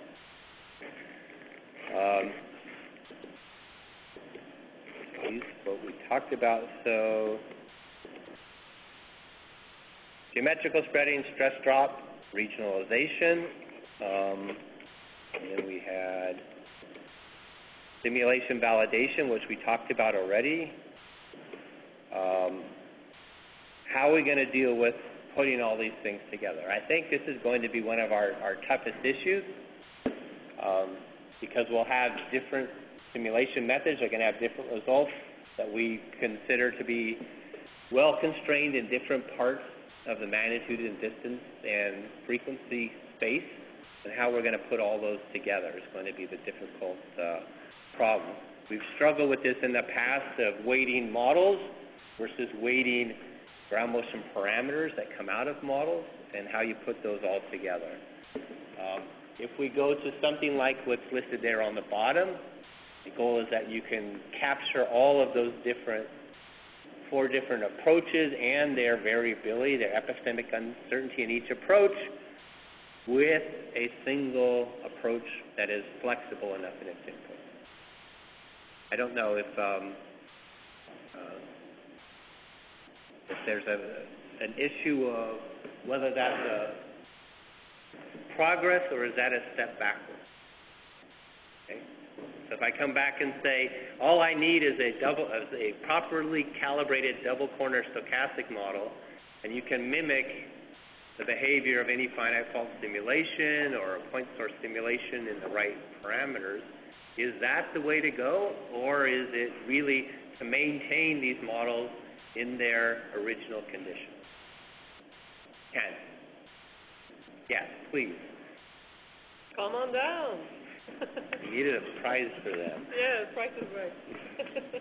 Well, I can see the advantage to the hazard model people in producing, say, that single, mix of models and coming up with some approach of dealing with that and the epistemic uncertainty surrounding it. But I mean, you're still going to have these proponent models existing, and those people are still going to want to publish those models. And so there's going to be this issue about if those are published, why wouldn't you use those instead of something that the TIs put together, the TI team puts together? So I think that's going to be a real issue if that's what you recommend. So, in fact, I would like to hear from the USGS if that's going to be an issue with them, because typically in the past they've wanted to use, published equations. So, anyway. Yeah, so I'll just bring it up as an issue. I don't have a solution. That's an important one, because we could have, we plan to sponsor developers of GMPEs in each of these 4 methods, right? And they will produce a suite of models. Then the question being, should we be using those and just applying weights on those models, or doing something different? And I think that's not decided yet how to move forward.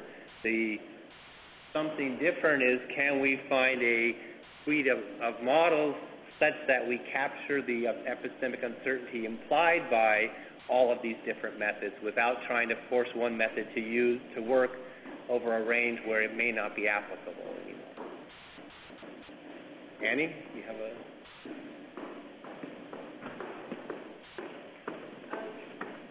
I guess I have a comment on this, because we're actually sort of having a similar discussion in the CEUS SSC right now, which Gabe Toro is sort of on the end of in terms of our A and B values, and how we determine A and B values, because that's one of the questions there, is that there's multiple methods of doing that. And so you really need to be able to look at the different ways that it's done, and to look at the epistemic uncertainty associated with that. But what their TI team has proposed is using a single method which can be shown to capture that range of epistemic uncertainty. And so, and it's something that the PPRP, I'm on the PPRP for that project, struggled with quite a bit.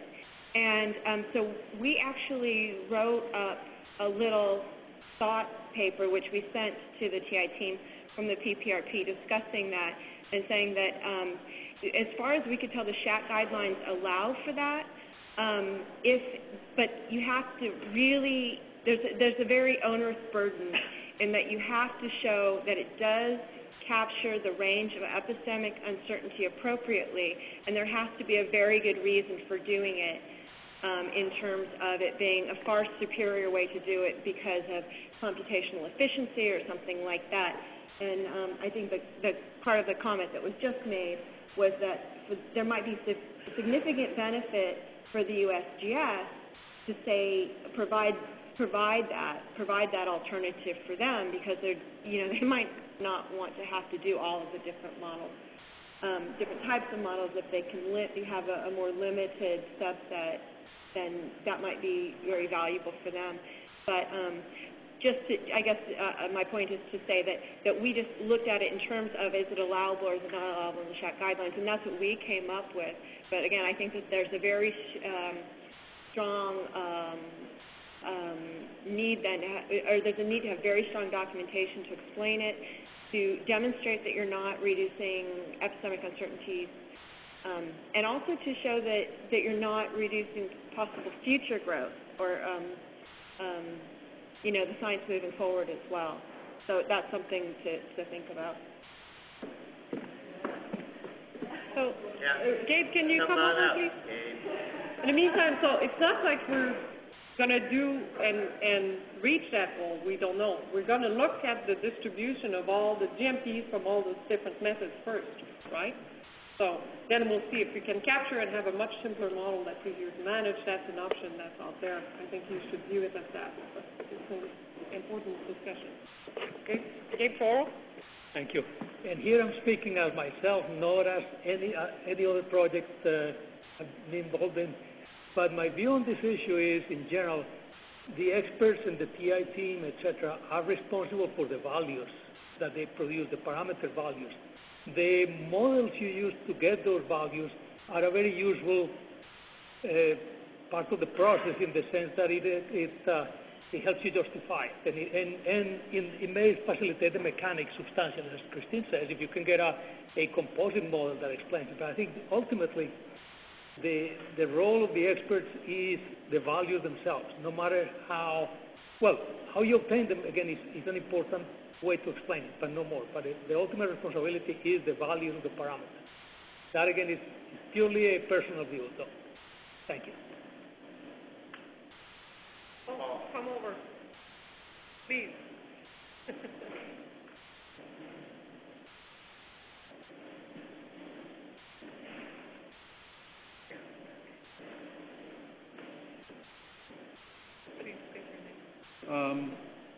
I guess picking up on Bob Herman's comments earlier. One second. This is Paul Somerville from URS. I think I agree with Bob's notion that it would be nice if the simulations could predict, say, bandpass filtered waveforms of recordings as well as just their response spectra. And so if you look at the list of the models in front of us here, there might be a model like the finite fault model that is more profoundly based in earthquake physics, and which may be able to predict waveforms and things like that. And one then might think that maybe that model really does have more predictive power than one that maybe can predict response spectra, but when you ask it to predict waveforms, then it doesn't work out so well. So I think we have to be careful about what we're trying to do here. Do we want a really physics-based model, or do we want an algorithm that just gives the right numbers for response spectrum? So I would like to add here, these discussions will be flushed out in workshop 2, and this is handled by the validation itself with the different methods is handled by the simulation working group, and the specifics of which method is better for what is really something we're going to address in June, and then proponents can participate. But I believe fundamentally our charge is some algorithm that produces response spectral values with the proper distribution. That's what our charge is, even though that may not, a method that does that may not do a good job of producing a time series later on. So we have Vladimir Fraser. He's going to have the next comment from the NRC. Thank you. What I wanted to say basically resonates to what Ken brought and just right now Paul Somerville brought to your attention. I think we need kind of big, maybe more outreach or more broad discussion on what are the methods to ground motion modeling, which are more physical, less physical, or whatever. And for these purposes, it's kind of related to, partially it's an announcement.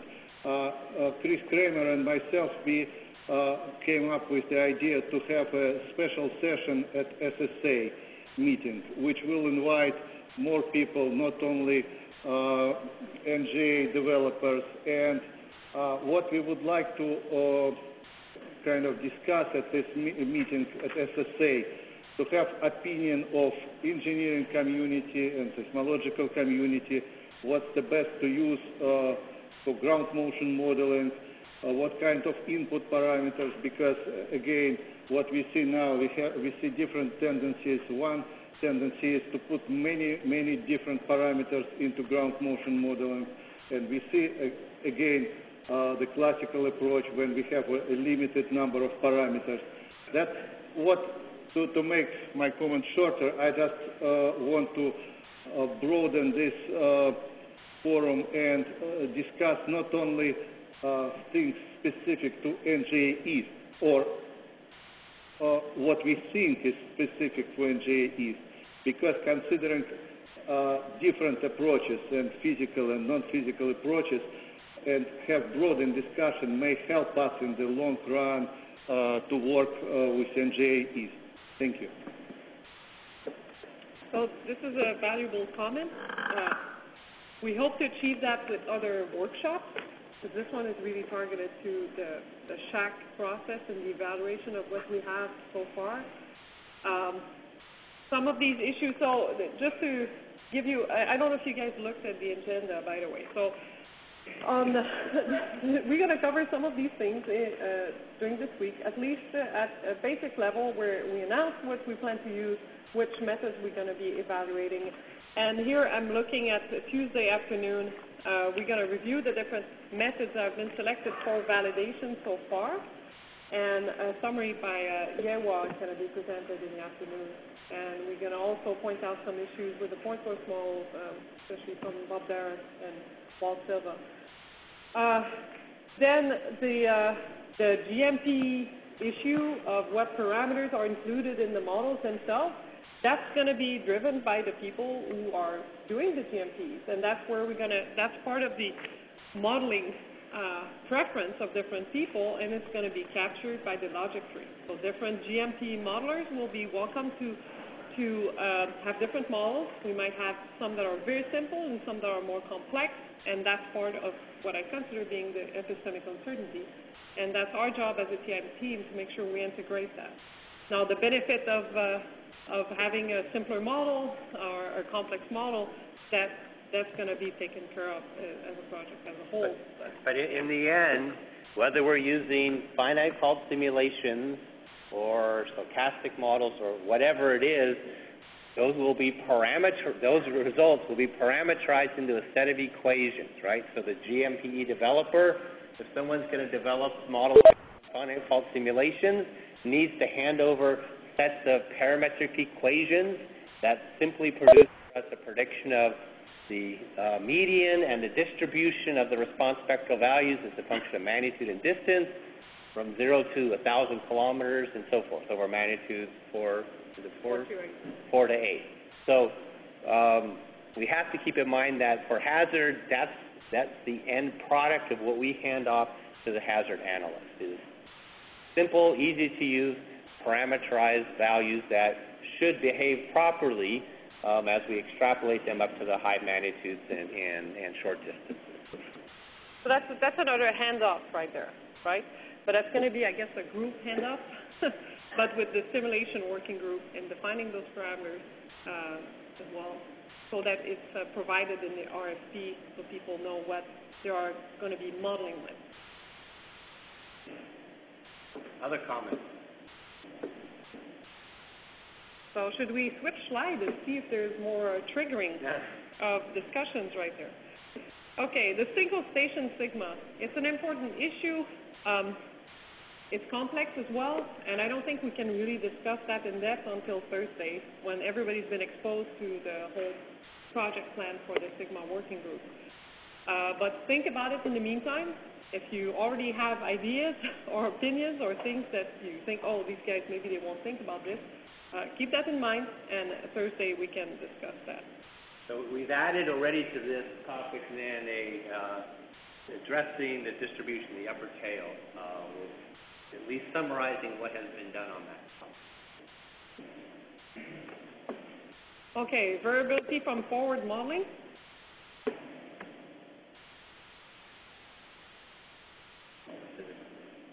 Yep. Oh. Physics-based people. Yep. Okay, interfaces. So we have many interfaces, and we Norm listed quite a few of them here. One of them is the regionalization, and there's going to be an interface between the PAT and the geotech working group on that. I think the main questions we have here are these we've identified these. Are there other issues, key handoffs, where we could get into trouble if we're not careful in terms of consistency of what's being calculated or what's being passed on? So regarding PAT issues, are there any foreseen difficulties or interface issues? Martin, come on down. Martin Chapman, he's the PAT working group chair, is going to come up for a comment.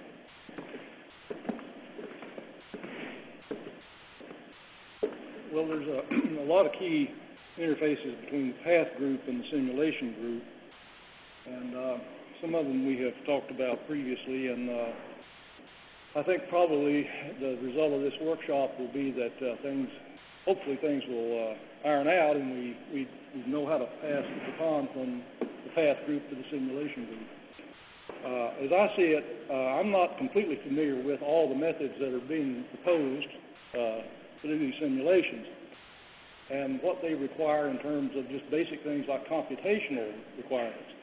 The path group can provide, for example, things like layered crustal structure models, regionalization of those things if we determine that they actually have an impact on seismic hazard.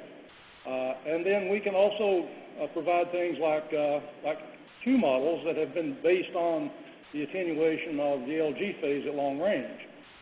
Whether or not plugging those types of Q models into layered crustal velocity models and then using something like an FK algorithm to get the long-range attenuation, whether that actually results in a spectrum that you observe empirically is just one example of the kinds of issues that we have to deal with. So hopefully at the end of this workshop, we've got some firm plans on how to address the issues like that. So that's really all I have to say.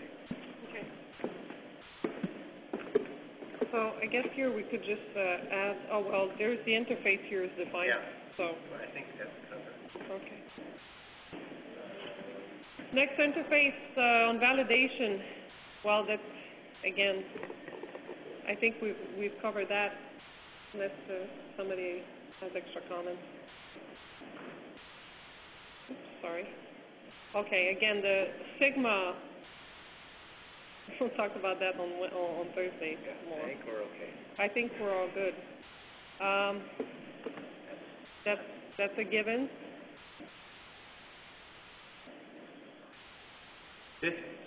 Part of what we have not, I think, worked out well is the testing with intensity data or testing with paleoliquefaction.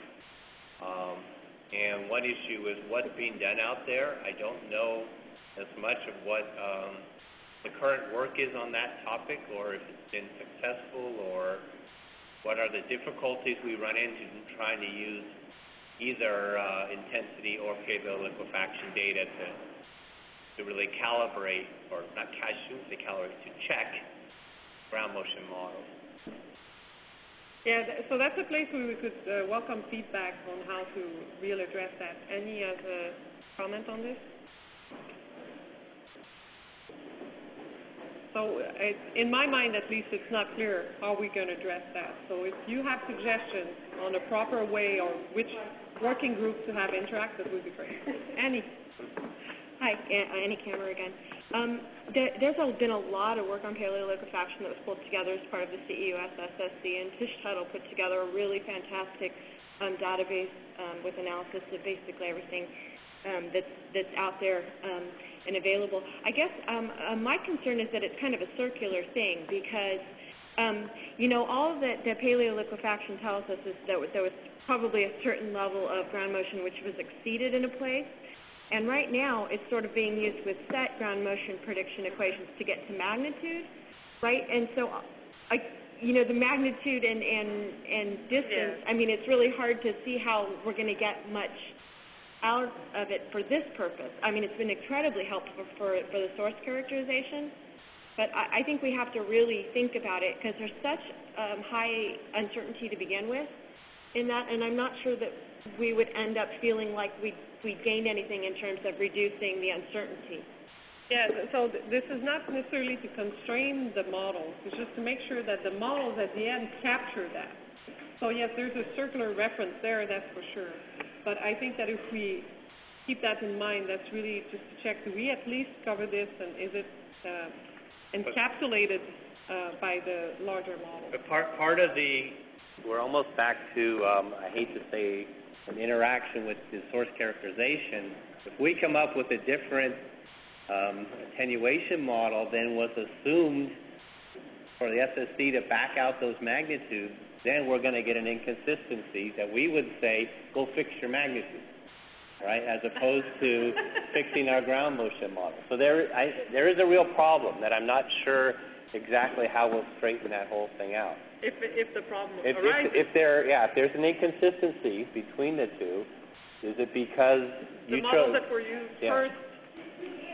It almost feels like it would be something that we put out the model, they have a model, they're really smart, like they Russell Green would actually look at it and see, is there any spot, rather than being this that somehow.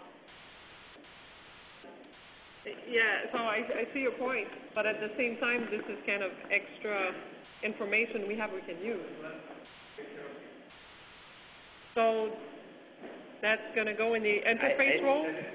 Well, I think the main question is this part of our project or not, and whether it's something that's done outside. But we sure would like to know, not when we're all done, but beforehand, if there's something in these models that are not consistent with the data that are available. So I put interaction item on here, and that could be is it even reasonable or desirable to do that? And that's going to be part of the. Why don't you put they, so we keep track. They assumed. Oh, okay. SSC assumed the ground motion model.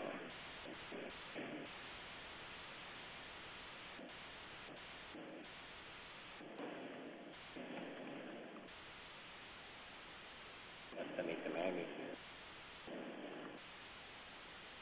Okay, thank you. So this will probably be one of our more difficult things to deal with. All right, we have a clock counting down here. So any last comments on just the big topic issues and how we're going about this project? Okay, so the remainder of the workshop is going to be more targeted. This morning was general, the SSHAC process, the organization, and now the critical issues and data needs, and just the overview of that. Now we're going to go into specific topics. This afternoon is going to be database. What has been collected so far? Do we have all we think we need? Tomorrow we'll focus on the geotech issues in the morning, the definition of reference rock, and all that. The afternoon we'll talk about the validation and the simulation methods, including point source issues and the finite fault validation methods that have been selected for the validation and so on. On Wednesday we'll address in the morning path issues mostly and regionalization. So we'll focus a little bit on that, and discussions will really then focus on these things. The afternoon, we're going to talk about the range of input values are going to be used in simulations, and we're going to touch on the correlation issues of parameters that we need to address as well. Thursday, we'll focus on different things. In the morning, we'll talk about, again, different modeling approaches for kinematic modeling, and that's mostly going to be the morning kind of general flavor of discussion. In the afternoon, we'll talk about specifically the SIGMA working group as one set of presentations that's going to cover the project plan and what is planned so far, so you have a better idea of this whole SIGMA treatment, single station SIGMA. And then we'll address the vertical ground motion. And those two projects are a hybrid between NGA West and NGA East, or West 2 and NGA East. So as we move forward, I'm going to ask you to try to think about those issues that we started to list this morning and try to see, well, now that I know more about this and that, how this is going to work, man, how are they going to put this all together? If you have comments, make sure to send them via email or in person at break to Norm and I, so we can make sure we address those, and at our closing comments we can add things we have gathered there. Larry? Yes. So Larry Solomon's going to come over for a comment before we break out for lunch.